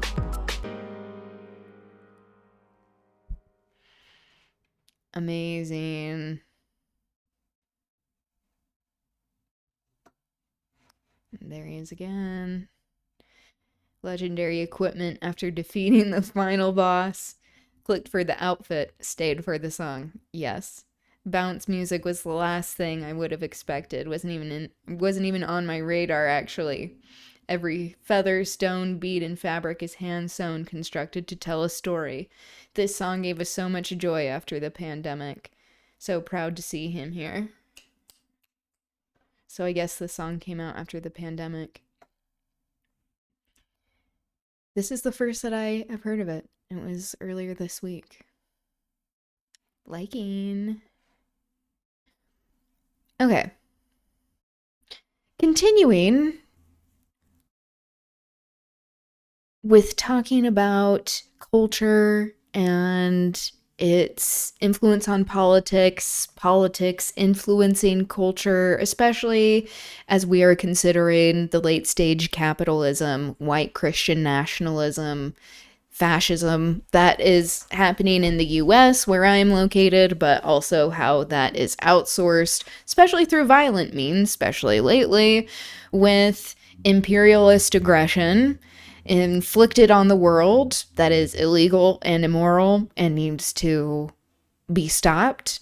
If you're interested in joining a world strike to stop all of the bullshit happening around the globe, do fill out the form in my Twitch profile where you can sign a strike card and submit demands. Because if we're going to stop the world and ask for the things that we need to take back power from this Epstein class, what should we be asking for? We shouldn't limit our imaginations, because the white supremacists who are destroying the world, having all of this pointless, senseless, cruel death and destruction, they have a limitless imagination, it seems, for accomplishing their nefarious ends. And we have something way better to fight for, which is humanity, people caring about human beings, empathy. This is what makes us strong, despite all of their claims to the contrary. And we can show this through solidarity and withholding our labor so that we can take our power back. Anyway, moving along. This is FD Signifier, and he streams on Twitch, so go check him out as well. And this is a section from his stream that I saw he uploaded a little bit over a week ago. Did the CIA kill rock music? I think the answer to this is yes. There is a reason why people who are not more revolutionary and radical in the music industry do not get elevated to these levels of extreme prestige and honor, because the people that control these systems, the award systems, the music industry, are capitalists who are also aligned with these fascist powers. So has a great video about Eminem. Or they just are fascists a themselves. more important cultural figure than we give him credit for, specifically for white males. It's called The Eminem Size Hole in White America. This is a great video. Shout out to Melon. Melon also just did a take on this morning that I watched that made me want to compound on it. I'm going to get another drink real quick. There was a time where the cultural zeitgeist of white American men was not dominated by the likes of Andrew Tate, Aiden Ross, this clavicular guy that I can't escape hearing about. That was not what white American men's cultural icons were like modeled after. They tended to model themselves after rock stars, rebels. You might even say, to an extent, revolutionaries. Not really. I'm back. Obviously, there was obviously always the presence of white supremacy to mitigate how somebody like Bruce Springsteen or what's the Gone in the USA? What the hell is that dude's name?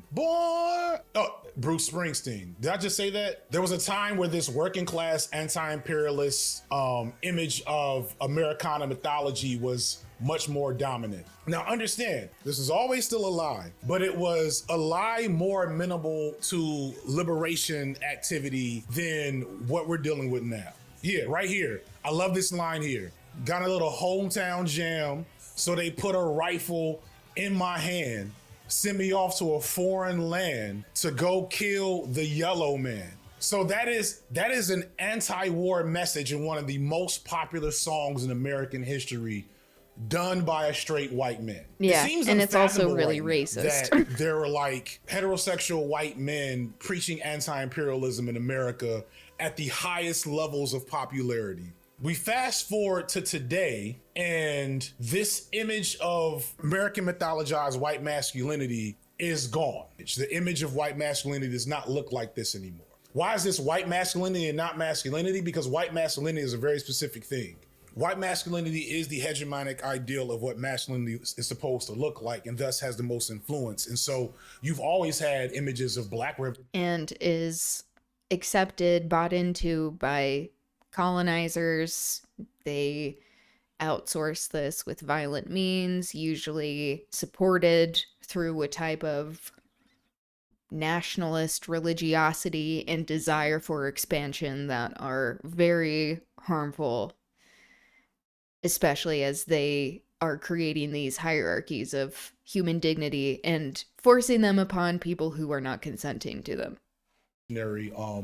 Aesthetics, those still haven't went away, even if they're not genuine or like all that aggressively revolutionary. Right now, Kendrick Lamar is an example. And so here comes Billy Corgan. Billy Corgan is kind of a piece of shit. He's not the worst guy, but he's just kind of the epitome of like an out of touch rock guy that thinks he knows everything. He's done some weird right-wing stuff. I think he was Diet MAGA at a certain point. And I'm sure he has some fans that'll come correct me. This take here does kind of show my point though, because this take is laced with a lot of microaggression, a little quiet racism, but it's getting to an interesting point. Find it strange that rock, which has been the dominant social changing force of the 20th century, has been essentially sidelined, and my argument is on purpose. I think that rock has been purposely dialed down in the culture. When would you say that began? Mid-2000s? Late 90s. All I know is I saw the gravity shift, okay?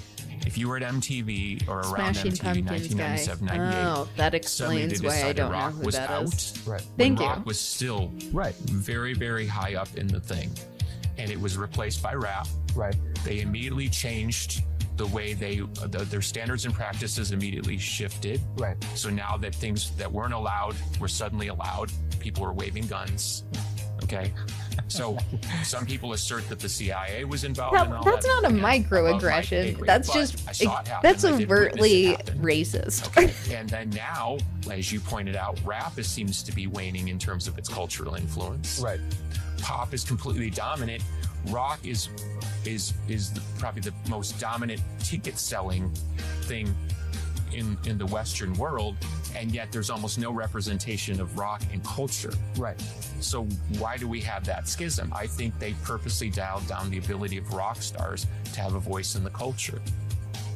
All right. I want to engage with this take critically without being reactionary and bring up some things I haven't heard talked about yet. So first off, let's ease away from conspiratorial thinking and just point out some of the flaws in his logic. The CIA has always had a hand in moving the cultural zeitgeist away from liberatory or revolutionary activity, right? Yes. And it is very obvious right now that, as I just said, rock music Working in concert with, pun intended, working in concert with the very fascist capitalist forces of the music industry, controlling what is popular, what makes money, whose voices, whose art is elevated to the top, who has opportunities, and then who is rewarded based off of these opportunities so they can perpetuate the same system. does not have a huge level of relevance in the American cultural zeitgeist. It does not. It's still very lucrative in its pockets, but it is not very relevant in the American cultural zeitgeist. I do not think that was a product of the CIA explicitly. I do not think the nebulous they, which is always, we always got to watch it when we start talking about the theys. I have a habit of doing it myself. We got to watch it when we start talking about the they theys. thems? The nebulous, mysterious they is almost always Jewish. And we got to be careful about being really too lackadaisical in that, because that's what a lot of That I'm really glad that he called that out as well. Of like when we are getting into conspiratorial thinking sometimes, or have the tendency to just say whoever is opposing us rather than calling out exactly who are in these kinds of parties where there are political forces, instead of acknowledging that many conspiracies come from anti-Semitism, and that there is a lot of that mostly being perpetuated by the white Christian nationalists in power. Who would have thought? Who would have thought that Nazis are doing Nazi shit? Anyway, yes, I'm glad that he pointed this out. Me, especially a guy that once went on Alex Jones's podcast. Be careful when we blame them. But what we do recognize, and what I want to try to illustrate in this video, is that a materialist analysis, and I am not the king of dialectical materialism, and I'm probably going to fail this on multiple levels. An analysis of the social forces in play here that trend towards capital, trend towards empire, trend towards white supremacy are the reason why a multitude of different entities have created the current situation that we're in. Create a situation where rock music can still be incredibly popular, can still be incredibly lucrative, but not part of the relevant zeitgeist for the Western world.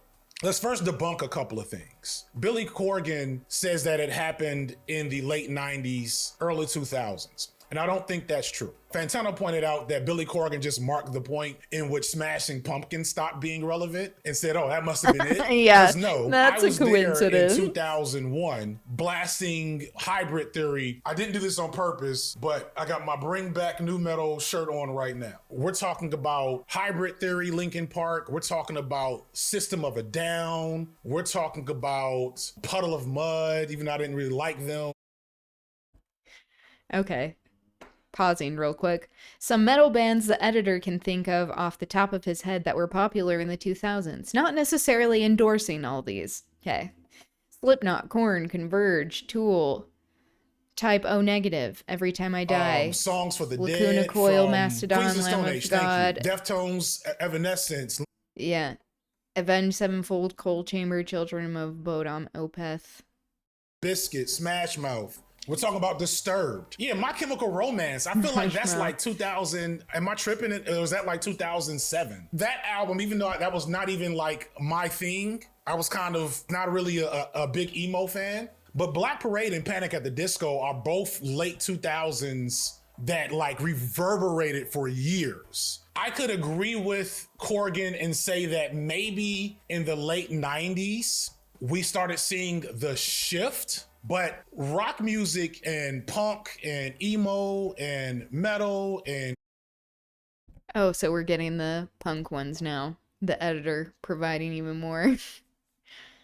Groove and all these other things are still alive and kicking by the late 2000s. Paramore is another one. I'm gonna tell you when I know rock music was done though. I knew rock music was done when Madden stopped having rock music. So let's see. All right, it looks like by 2014, we didn't have a lot of metal or rock music in Madden. That was a perfect reflection of the normie aesthetics of music. What people don't realize is that up until the late... That's a really great observation as well, is that whatever is in these popular video games, also in movies at the time as well, that is a marker of what is currently accepted in the culture and what is mainstream especially. And then when we see shifts there, it's like, okay, this is marking a moment in time. Hip-hop was still being actively repressed until the mid-late 90s. In a weird way, it's probably the death of Tupac and Biggie and the rise of Puffy that brings hip-hop fully into the mainstream. Hip-hop had been around and had been strong for well over a decade at that point. I agree. But like VH1 still didn't play rap music. There were still black radio stations across the country that refused to play rap music. Even in the mid-90s, it was still being treated as a fad or as this like too violent, too wicked thing. So by early 2010s, we are seeing that shift happening. And I will agree with Corrigan that the shift started in the late 90s. But it didn't start because of the CIA or some secret nebulous them. That's not really what happened. What happened is this. This is my second time bringing this up in content recently, because I talked about this in the conservative cult video. The Telecommunications Act of 1996, signed by Bill Clinton, allows for the conservative cult video is one that I've watched on the stream. That I've also, I think, is uploaded to YouTube if you're ever wanting to rewatch that. But if not, just watching the video on its own of his is really good. I highly recommend it. It gets into a lot of really important things that are happening now and how we've been led to this moment. Foundation of power of American media across the board, TV and radio specifically, and newspapers, which led to the rise of large corporate radio giants and many of the locally owned radio stations getting bought up in the process. What you missed before 1996 is if you own 5 or 6 stations, you had to have individual program directors for every one of the stations you own. And what happened after that, when you have 100 stations owned, corporate America hates duplication in jobs. So they fired all the local program directors and put one person in an office in New York or Atlanta to program all the stations. The deregulation in our media allowed for the consolidation of corporate interest in music. And they're doing that to the internet now. And whatever we make up next. Oh, interesting. A marker of fascism being corporate private interests ingratiating themselves with the government then also benefiting from these contracts and deals that happen. So the oligarchy has been existing for a while that we've been living under. There is a reason why we got to this point, because this has been the case in capitalist America, where with the free market, the capitalists are controlling much of what happens politically, if not everything that happens politically, or most of the time. They'll do it to that as well. If you are banned in a local scene in Atlanta, in Chicago, if the local radio picks you up, you suddenly had radio airplay, and it wouldn't be nationwide, but it would be enough to pull and create these ebbs and flows of sound. And so these bands from all these different parts of the country would then tour. I don't know if local radio played Slipknot in Iowa. I don't know nothing about Iowa. I'm pretty sure Slipknot was percolating in Iowa before it made it anywhere else. I didn't hear about Slipknot till I got to Atlanta. But when everything is consolidated, the art stops becoming the bottom line. The bottom line starts becoming the commerce. But it's also what music is effective enough to be popular to the largest amount of people. And it wasn't hip hop as we think about it today, with your NBA YoungBoys and your JPEG Mafias and your Billy Woods, or even your Kendrick Lamars. It was basically setting the stage for the Flow Riders. This is why Ja Rule dominated the mid-2000s. This is why 50 Cent eventually dominated again. Hip-hop had already appealed to white kids in the suburbs. Yes, it's because in this system that we know as capitalism and white supremacy, these colonizer sensibilities to support colonizer policy and domination, that they elevate people who are beneficial to their system. And talent, a lot of the time, does not rise to the top, despite what the people at the top would like to think about themselves. Already was. Hip hop obviously appealed to black people across the country. But Kanye made hip hop not just cool, but highbrow. Kanye made hip hop art. Wayne is also there serving the other side of the equation. But Kanye made hip hop art and made hip hop suitable for music, journalism, all the stuff that goes with that. There's an explicit class dynamic here. because a lot of rock music was Yes, still it's very about much class. white working class. Until And it's there's accepted problems, into a obviously, higher with the class, white working class, the capitalist but class. the music itself was still fundamentally anti-imperial, anti-capitalist on so many levels. And so now all of these different parts of the music zeitgeist culture are focused on hip hop. You have your Wayne on one end, your Kanye on the other end. Wayne is now doing rock songs. Wayne releases a whole rock album and starts skateboarding. Suddenly there's not as much room for rock music in the cultural zeitgeist. It's still there, but the cultural zeitgeist of it all starts to dissolve. If there is a element of conspiratorial thinking that I will say is very plausible, it's that when you see the response to George Bush 1, when you see Incubus and Green Day and System of a Down, and still at that time even Rage Against the Machine, going against the Iraq War, I do think there is a concerted corporate and systemic interest in removing that from the cultural zeitgeist. Yeah, the You see rock music anti-establishment. doing in the mid to late 2000s what it's done throughout American history, agitating against empire. I do think there is an effort by corporate interests to say, we're gonna back, somebody pointed out 50 Cent. 50 Cent is doing whole military propaganda. 50 Cent, oh my God. He's creating cover-based shooters where he's fighting terrorists. Do y'all see this? I'm sure this wasn't created by 50 Cent, but you get my point. I wanna watch Jesus. this video though. Let's watch and react to this. From what I saw of this, I'm wondering where he's gonna go. Today I want to talk about the reaction to what Billy Corgan had to say. A lot of articles mocking him, dismissing him, picking apart his later career albums instead of engaging with what he actually... So I want to be clear. After seeing details from the Epstein files, it is no longer perfectly logical to just dismiss conspiracy theories outright. When we start getting into wizards and men behind the curtain, you're allowing corporate interest and capitalism of it all off the hook. That really bothers me. It really bothers me that people are more comfortable and more attuned to saying there's a mysterious evil person or group controlling everything than to just say MTV changed their standards and practices because they knew would make them more money. Great music came out of the genre. Well, you know, these things can be true at the same time. I mean, not to just say that, like, there are all these people controlling the world, like he said.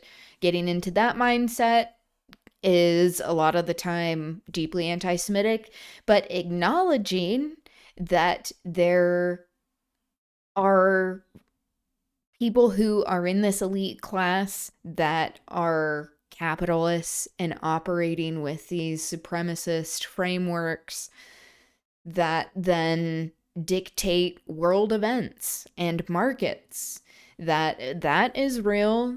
The disproportionate amount of wealth and power that is enabled through capitalism, that is capitalism, gives them this power of dominance that they force on other people. And it's not because, like, it's just Jeffrey Epstein controlling the entire world. He had a lot of influence, especially from what we've been seeing even more lately. He also was using all of these systems, like he and the people that were in his circle, people who interacted with him, used these systems for their beneficial gain. They're an inevitability of unchecked capitalism, not that they are controlling, like, this system of capitalism all on their own, that it is built to do what it's doing and they're exploiting everything. Replace rock on TV. He wasn't trashing hip hop or pop by any measure. He wasn't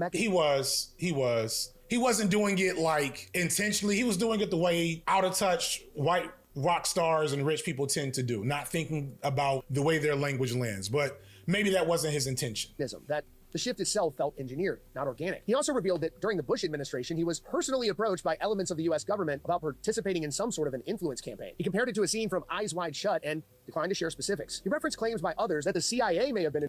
I believe that's probably real. I believe it's probably... Eyes Wide Shut is seems like very Epstein class shit, What did Stanley Kubrick know?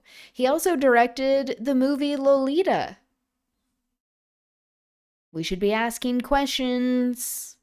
That Billy Corgan and Smashing Pumpkins were approached to do overseas military concerts. I can completely see that. Again, doesn't take a man behind the curtain. That's just good marketing. In 2025, Hard Rock and Metal saw a 14% increase in attendance year over year, hitting an all-time high of 13% of all arenas and stadium shows. So this is a point that Mellon made that I think debunks a lot of this. Look at how old this man is. Mellon made the point that, yeah, rock festivals are still making a lot of money because they're appealing to people who have money to spend. These rock and metal festivals dominate globally in a way no other genre comes close to matching, whether it's Welcome to Rockville. All right, so let's look at this. Are all people from my era of like popular rock music? Look at the headliners. The headliners, if you can't see this, Guns N' Roses, Godsmack, The Offspring, Foo Fighters. Yeah, most of these are very much my age range. All right, so same people: Tool, Limp Bizkit, Wu-Tang Clan, AFI. Like, I don't know if this proves this point very well. I think after a generation, I think a lot of young white men have abandoned rock music. But the financial explanation doesn't account for everything. It doesn't explain why rock, a genre built on rebellion and anti-authoritarianism, seems to make institutions uniquely uncomfortable. It doesn't explain the streaming discrepancy. So shout out to Rock Feed dude. I don't know this dude's name. I think he's doing a pretty good job overall. He's lacking, again, the anti-capitalist framework to which to analyze it from overall, but he's still hitting the main points. I'm gonna let him finish, and then I want to get into the anti-blackness of it all. You don't have to believe that there's a psyop in your Spotify playlist, but the questions he's raising about the disconnect between rock's real-world demand and its cultural invisibility, about why certain genres are amplified seemingly and others are seemingly suppressed, these are legitimate and perfectly fair questions. And I think people should be skeptical when you're given a hard time simply for asking questions. All right, so shout out to Dude. Here's the reason why Billy Corgan is getting ridiculed from my perspective. It's because Billy Corgan's framing of this very easily lends itself to culture wars nonsense, to great replacement theory nonsense, and less to actually what he's saying. He's providing where it's pointing to the system rather than a group of people to blame. That there are capitalists who do benefit from this system. Normie, this is good. Shout out to Dude. I hope more people watch that and catch those little nuggets he put in. But the bottom line is the corporate interests of it all do not desire to empower a cultural zeitgeist amongst normie white men that is against empire. When they have now the UFC and the manosphere, the podcast world that perfectly funnels these white men into these pockets of influence so that they'll join ICE. It disengages them from struggle and resistance ideology that they're already primed to not connect with to begin with because of the way white supremacy works. Yes, exactly. It's because Rage Against the Machine, yes, there are chuds that like Rage Against the Machine, but if you were listening to Rage Against the Machine during their heyday, you are not a chud. If you look at your hardcore white leftists now, those are punks. I'm not saying they weren't there. Rage Against the Machine is too awesome to be denied to any group. But you can't hear Killing in the Name of and be like, I wonder if I should join the army. Yeah. It's not completely abnormal. I think one of the System of a Down guys is a big MAGA weirdo, isn't he? Didn't somebody from System of a Down go like super MAGA? If I had to give one critique of whoever this man's name is, shout out to you again, Rockfeed News, this line right here triggered me. He just said this. I think people should be skeptical when you're given a hard time simply for asking questions. I think people should be skeptical when you're given a hard time for just asking questions. Nah. Because just asking questions is how we get anti-vax. Just asking questions is how we get the... We need to talk about Gamergate. Which is another video I gotta do. Because that's also happening around this time. Gamergate is a huge aspect of the... I am excited to hear his take on Gamergate. Shift for young white men. You can't just ask questions. You have to base it in a materialist analysis. Whenever normie white guys today weaned under podcast bro nonsense, under the current Rogan-esque nature of white male American zeitgeist, you can't just ask questions, because when people start to develop analytical explanations of these things, they can't displace whiteness at the center of it. They just assume that things are getting worse for them because it's getting better for other people. So the way Corgan frames the issue is that, oh, this white-driven music genre, this white male-driven music genre, rock music, was this place to serve black people in hip hop, and then women with pop music. That is the undertone of Corgan's take. It may not have been a forethought for him. He may not have said that specifically to do those dog whistles, but that's where a lot of normies are gonna take it. And it needs to be understood that the same corporate forces that erase metal from the zeitgeist also greatly manipulated hip hop from its inception. Yes, exactly. Hip-hop, almost from the beginning, was co-opted because of the fact, as the other guy alludes to, it was much easier to control and manipulate rappers than rock stars, just because of the station that these rappers had socioeconomically. So this video is about Kid and Play, who's just a really interesting hip hop act from even when I was a kid. Kid and Play were huge, and then all of a sudden they disappeared. And they disappeared because gangster rap beat them out. Being able to sell rap music to white kids in the suburbs is already the most important aspect of whether or not a hip hop act is successful by the mid 90s, if not earlier. This is why they kept looking for a Vanilla Ice and the Beastie Boys and eventually Eminem. And I need to be clear. I hope some of y'all watch this. I hope some of you white folks outside of my pocket watch this and hear me here. Any indication that implies that the CIA, which I'm not saying is not somewhat involved, but implies that these different confluence of forces removed rock music to hurt straight white men in order to benefit black people through hip hop is false, because hip hop was already driven by... Yes, when the exact opposite is true. Basically, all American music, not all, but a good proportion of American music it originates from black artists and people who have then come in and co-opted certain sounds and then benefited from it. These, especially white people who have benefited from doing this. It's like it is directly inverting the situation, which is what these fascists do. White dollars at this time. There's never been a point in hip hop's history where white dollars were not the key factor in success for rappers. So this is once again forces playing both sides of the table to create culture wars.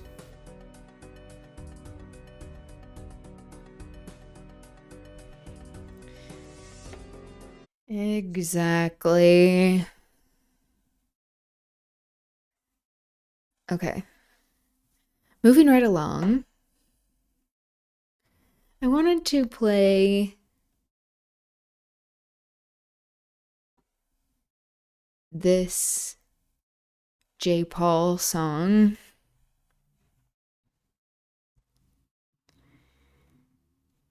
He is a really great artist. He's a great musician and had some of his music leaked.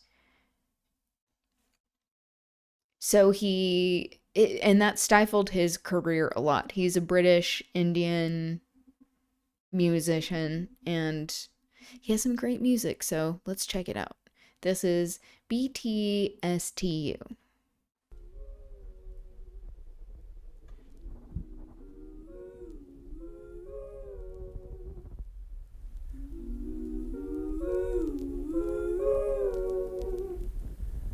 Don't fuck with me, don't fuck with me. Since you shut my eyes to see it, I never knew where I was going. I went where the water was flowing. I know I've been on a long time. I'm back and I want what is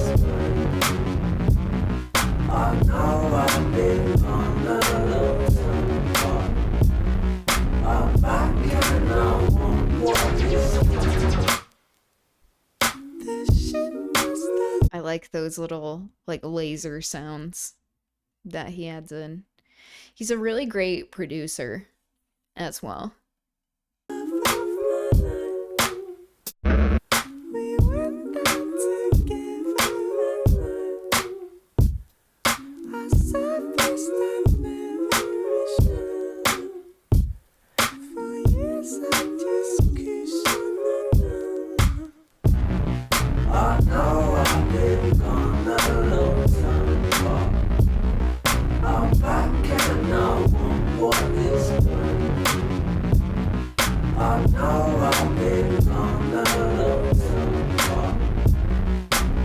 I like the simplicity of the beat, just but he does a lot of layering that doesn't feel too heavy with these melodies that are happening and the vocals over it. Is so tastefully done, in my opinion.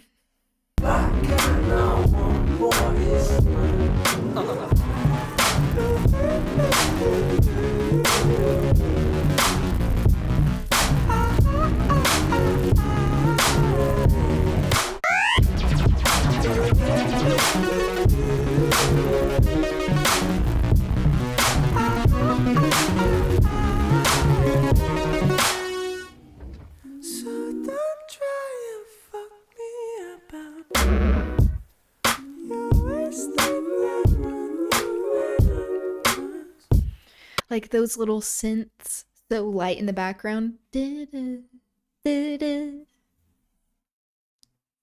just all so intentional.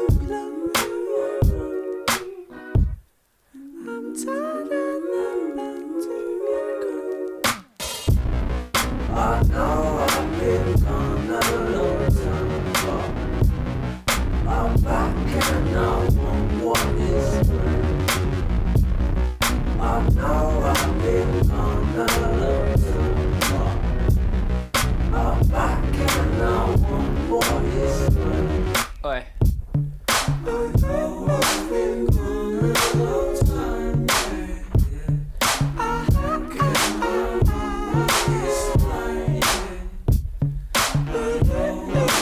Ooh, those are cool in the chat.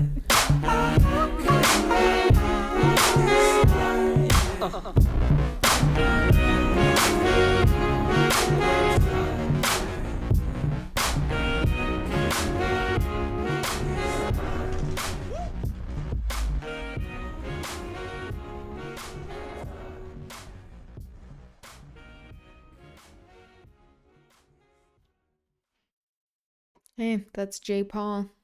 He's very talented. One of my favorites of his is called Straight Out of Mumbai. It's an excellent song. I'll have to play that sometime. This is an Iranian folk song that I wanted to play before we get into the reading to show the rich culture, the many rich cultures that exist in Iran, putting things into perspective of what's happening in the world.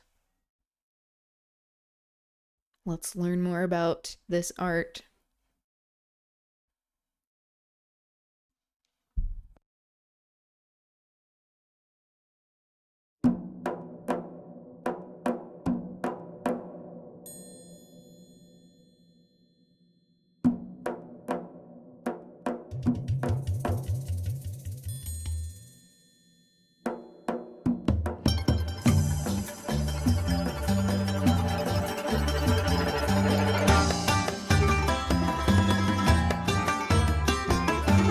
So many people.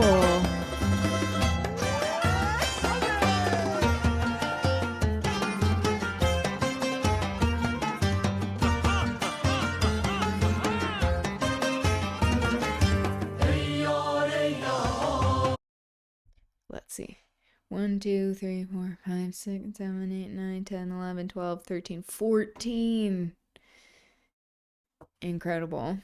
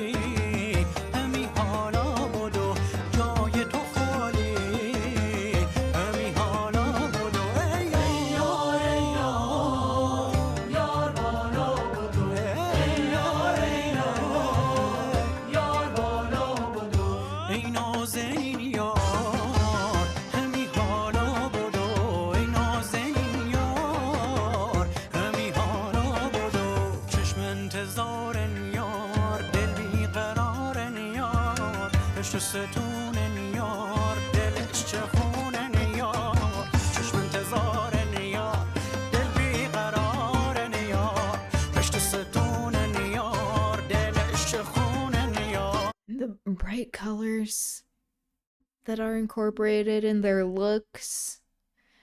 Love.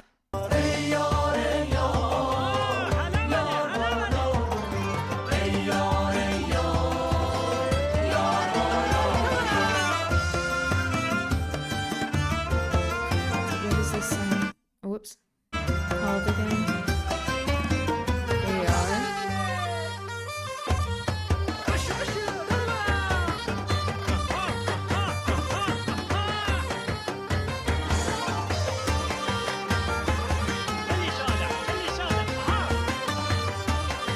English subtitle added.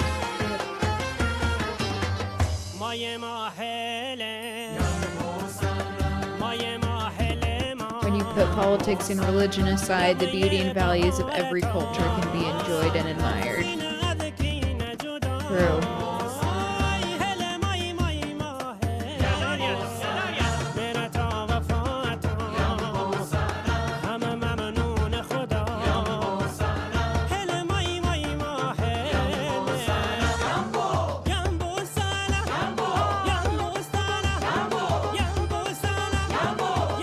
Oh, you're changing the timing.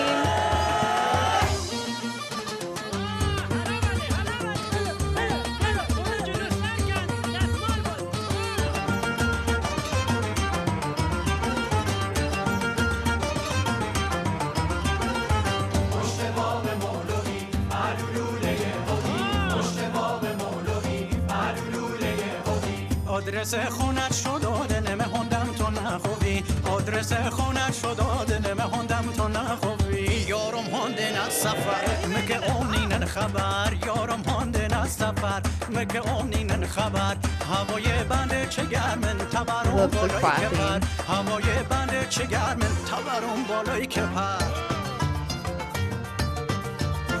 And the call and response.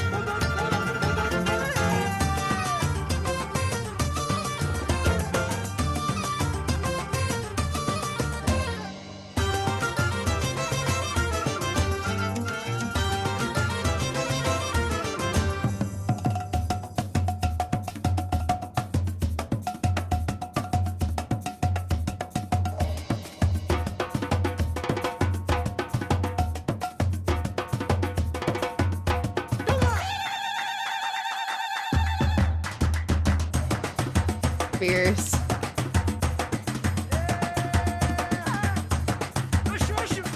دلبرم مکن ناز با گرمای بندر بساز دلبرم مکن ناز با گرمای بندر بساز اگه ناتونی بسازی تفرستم به شیراز اگه ناتونی بساز تفرستم به شیراز پشت باب مولوی.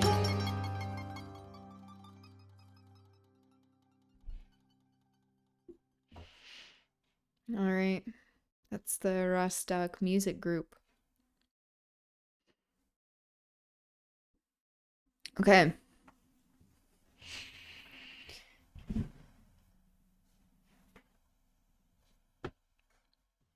Should we get into the reading?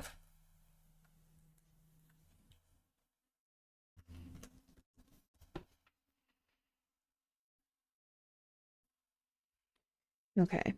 Putting on my gloves.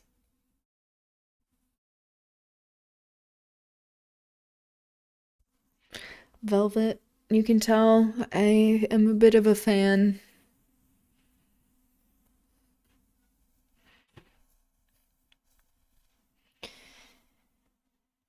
So, where we left off, Nellie is still trapped at Wuthering Heights. She's been there for about 5 days, which is concerning, and she doesn't know what has happened to Catherine. We're guessing that she was forced into marrying Linton. I mean, she said she was going to anyway, she wanted to anyway, but that Heathcliff was capturing them in order to force the situation. So, Chapter 14. On the 5th morning, or rather afternoon, on a different step approached lighter and shorter, and this time the person entered the room. It was Zillah, donned in her scarlet shawl, with a black silk bonnet on her head, and a willow basket swung to her arm. "Eh, dear Mrs. Dean!" she exclaimed. "Well, there is a talk about you at Gimmerton. I never thought, but you were sunk in the Black Horse Marsh, and Missy with you, till Master took... Nope. Till Master told me you'd been found, and he'd lodged you here. What, and you must have got on an island, sure? And how long were you in the hole? Did Master save you, Mrs. Dean? But you're not so thin. You've not been so poorly, have you?" "Your master is a true scoundrel," I replied. So Zillah was lied to by Heathcliff. He was saying that, like, he found them in a hole somewhere in the marsh and got them out. "But he shall answer for it. He needn't have raised that tale. It shall all be laid bare." "What do you mean?" asked Zillah. "It's not his tale. They tell that in the village, about your being lost in the marsh, and I calls to Earnshaw when I come in.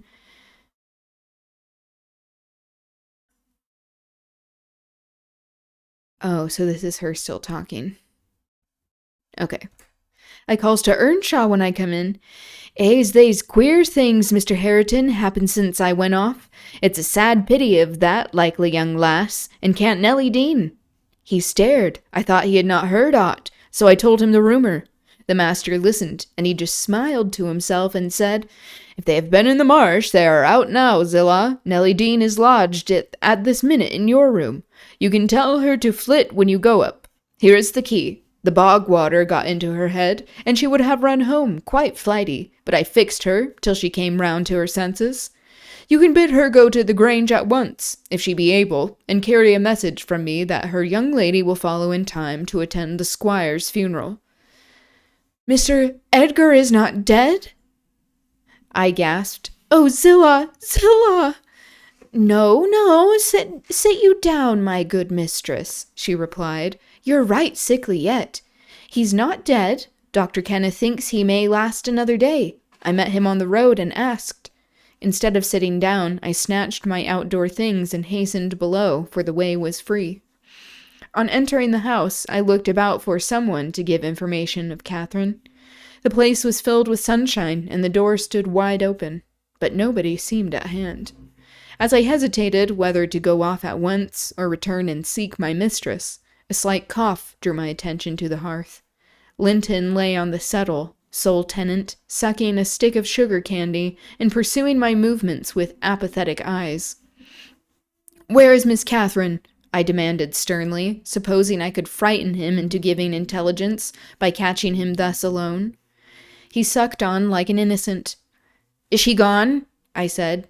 "No," he replied. "She's upstairs. She's not to go. We won't let her." "You won't let her, little idiot," I exclaimed. "Direct me to her room immediately, or I'll make you sing out sharply." "Papa would make you sing out if you attempted to get there," he answered. "He says I'm not to be soft with Catherine. She's my wife, and it's shameful that she should wish to leave me. He says she hates me and wants me to die, that she may have my money, but she shan't have it, and she shan't go home. She never shall. She may cry and be as sickish as much as she pleases." He resumed his former occupation, closing his lids as if he meant to drop asleep. "Master Heathcliff," I resumed, "have you forgotten all Catherine's kindness to you last winter, when you affirmed you loved her, and when she brought you books and sung you songs, and came many a time through wind and snow to see you? She wept to miss one evening because you would be disappointed, and you felt then that she was 100 times too good to you. And now you believe the lies your father tells, though you know he detests you both, and you join him against her. That's fine gratitude, is it not?" The corner of Linton's mouth fell, and he took the sugar candy from his lips. "Did she come to Wuthering Heights because she hated you?" I continued. "Think for yourself. As to your money, she She does not even know that you will have any. And you say she's sick, and yet you leave her alone up there in a strange house? You, who have felt what it is to be so neglected? You could pity your own sufferings, and she pitied them too. But you won't pity hers. I shed tears, Master Heathcliff. You see, an elderly woman and a servant merely, and you, after pretending such affection and having reason to worship her, almost, store every tear you have for yourself and lie there quite at ease. Ah, you're a heartless, selfish boy. I can't stay with her, he answered crossly. I'll not stay by myself. She cries so I can't bear it, and she won't give over, though I say I'll call my father. I did call him once, and he threatened to strangle her if she was not quiet. But she began again the instant he left the room, moaning and grieving all night long, though I screamed for vexation that I couldn't sleep. Is Mr. Heathcliff out? I inquired, perceiving that the wretched creature had no power to sympathize with his cousin's mental tortures. He's in the court, he replied, talking to Dr. Kenneth, who says uncle is dying truly at last. I'm glad, for I shall be master of the Grange after him, and Catherine always spoke of it as her house. It isn't hers, it's mine. Papa says everything she has is mine. So this is one of the more interesting aspects of this book that I think many scholars get wrong if they are not taking into consideration more of a class-conscious framework. That, because many of these scholars think that Emily Bronte is not engaging with social commentary, and I think that's not true. I think she is engaging deeply with commentary on status and class, and the fact that women can't own property. That is a major theme. That is why, or one of the reasons we can't assume that Catherine the Elder got married, why her daughter is feeling compelled to be married, to marry her cousin, that all of this incestuousness is a result of wanting to keep properties and family, that there is this patriarchy and sexism that is preventing women from owning property, as well as race that normally would prevent Heathcliff from owning property, except for him marrying into an upper class and also gaining some capital for himself, gaining money beforehand, which allowed him to marry into a class. Okay. All her nice books are mine. She offered to give me them, and her pretty birds, and her pony Minnie, if I would get the key of our room and let her out. But I told her she had nothing to grieve. They were all mine. Yeah, sadly, he's not wrong. Uh-oh, did this fall out? Okay.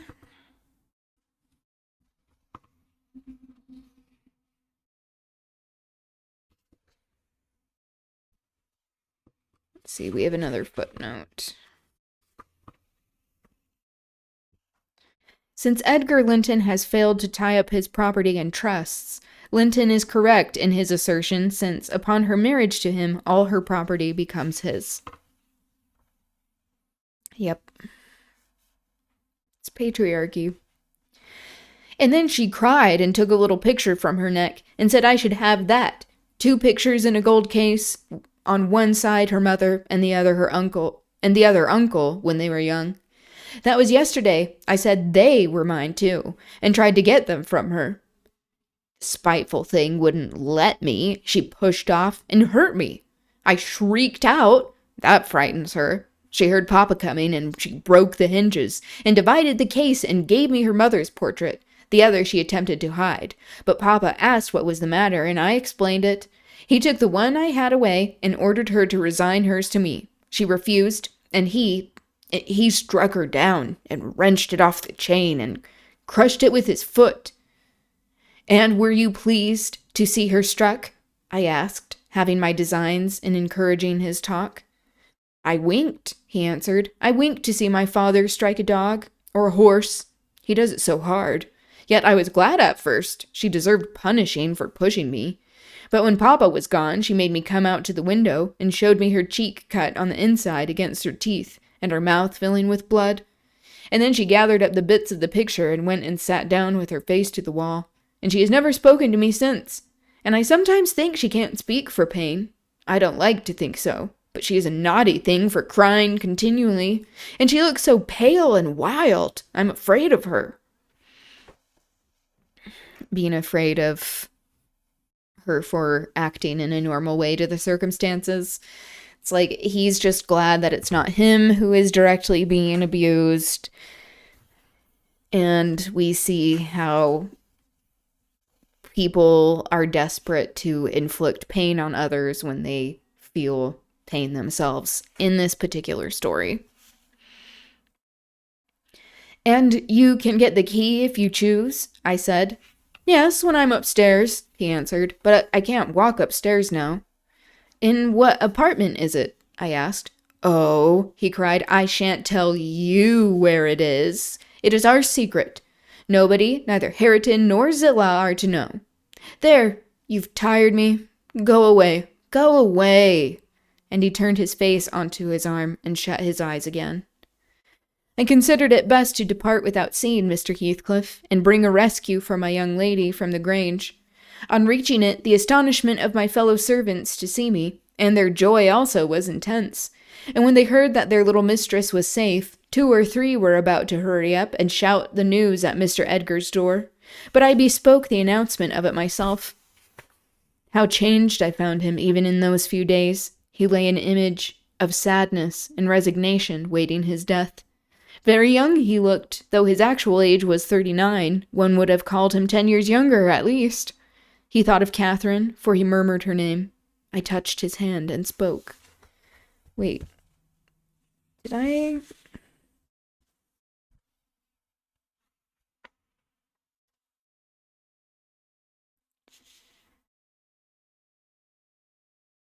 So she was able to leave.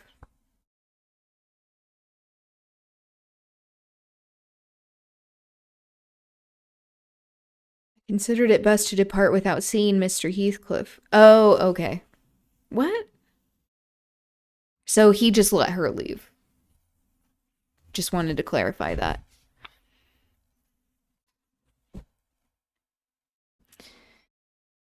Catherine is coming, dear master, I whispered. She is alive and well, and will be here, I hope, tonight. I trembled at the first effects of this intelligence. He half rose up, looked eagerly round the apartment, and then sunk back in a swoon. As soon as he recovered, I related our compulsory visit and detention at the Heights. I said Heathcliff forced me to go in, which was not quite true. I uttered as little as possible against Linton, nor did I describe all his father's brutal conduct, my intentions being to add no bitterness, if I could help it, to his already overflowing cup. So he just has no idea what's going on, that his daughter was forced into this marriage. He divined that one of his enemy's purposes was to secure the personal property as well as the estate to his son, or rather himself.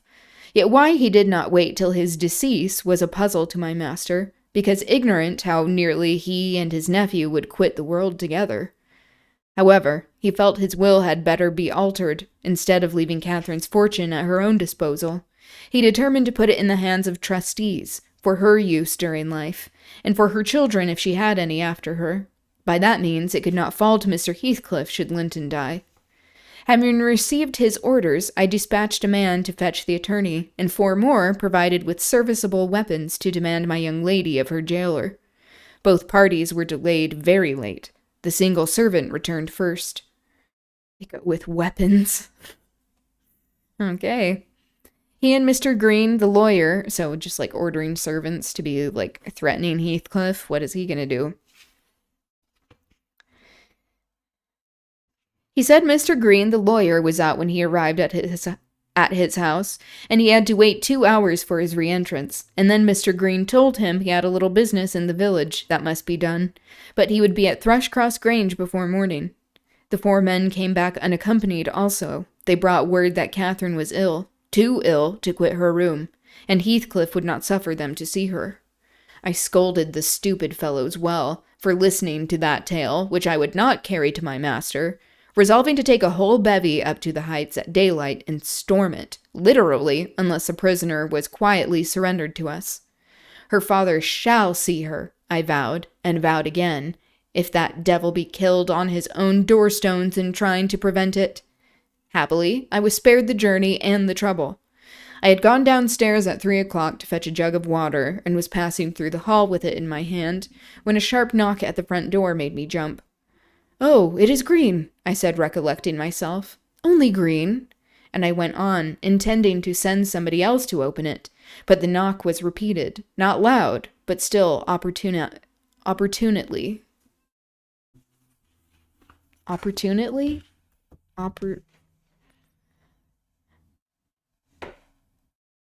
Let me see.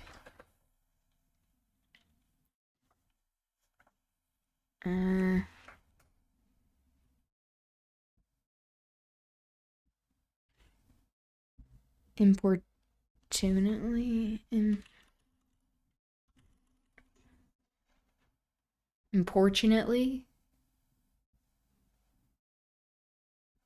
What? Where's... Importunate. Importunate. Okay, so it is unfortunately. Whoops. Where was I? But still, importunately. I put the jug on the banister and hastened to admit him myself. The harvest moon shone clear outside. It was not the attorney. My own sweet little mistress sprung on my neck, sobbing. "Ellen, Ellen, is Papa alive?" "Yes," I cried. "Yes, my angel, he is. God be thanked, you are safe with us again." She wanted to run, breathless as she was, upstairs to Mr. Linton's room, but I compelled her to sit down on a chair and make her drink, and washed her pale face, chafing it into a faint color with my apron. Then I said I must go first and tell of her arrival, imploring her to say she should be happy with young Heathcliff. She stared, but soon comprehending why I counseled her to utter the falsehood, she assured me she would not complain. She's like, "Oh, so I have to lie about what just happened?" I couldn't abide to be present at their meeting. I stood outside the chamber door a quarter of an hour, and hardly ventured near the bed then. All was composed, however. Catherine's despair was as silent as her father's joy. She supported him calmly in appearance, and he fixed on her features his raised eyes that seemed dilating with ecstasy. He died blissfully, Mr. Lockwood. He died so. Kissing her cheek, he murmured, "I'm going to her, and you, darling child, shall come to us." And never stirred or spoke again, but continued that rapt, radiant gaze till his pulse imperceptibly stopped and his soul departed. None could have noticed the exact minute of his death. It was so entirely without a struggle. Whether Catherine had spent her tears, or whether the grief... Whoops. It was the keyboard drawer shutting. Or whether the grief were too weighty to let them flow, she sat there dry-eyed till the sun rose.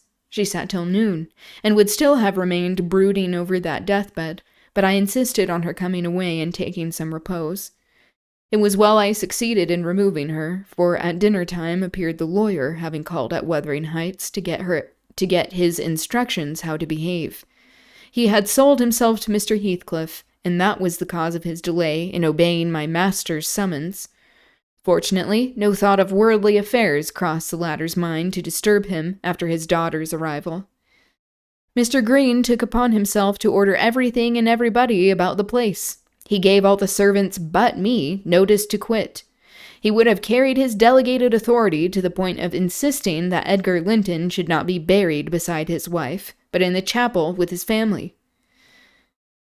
Oh, so Heathcliff is like, so now Linton owns the place officially. So technically I own the place because he controls Linton. He is not letting Edgar be buried next to Catherine because Heathcliff still loves Catherine. So not fulfilling Edgar's last wishes, and also completely rearranging the kind of living happening at the Grange. All of the servants are dismissed except Nellie.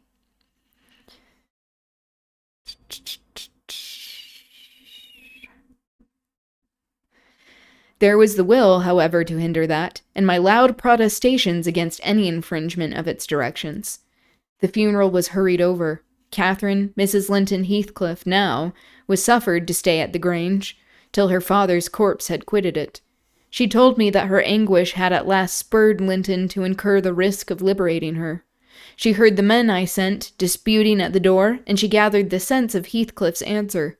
It drove her desperate. Linton, who had been conveyed up to the little parlor soon after I left, was terrified into fetching the key before his father reascended. He had the cunning to unlock and relock the door without shutting it, and when he should have gone to bed, he begged to sleep with Hareton, and his petition was granted for once. Catherine stole out before break of day. She dare not try the doors. It's like you wouldn't... Why was Heathcliff not suspicious of Linton wanting to sleep with Hareton? He and Hareton don't like each other. Or he was just like, oh, you don't want to be with Catherine? That makes sense. Catherine stole out before break of day. She dare not try the doors, lest the dogs should raise an alarm. She visited the empty chambers and examined their windows, and luckily, lighting on her mother's, she got easily out of its lattice and onto the ground by means of the fir tree close by. Her accomplice suffered for his share in the escape, notwithstanding his timid contrivances. Okay, that's the end of chapter 14. All right. That's going to be it for me today. But I will be back on Monday. And we will be talking more about protests with demands and how they must be paired in order to have any sort of movement be addressed, have progress. We need to have demands, clear asks. Anyway, thank you for being here. It was good chatting with you. I hope you have a good rest of your day, good rest of your evening, wherever you are, and I will see you soon. Okay, bye.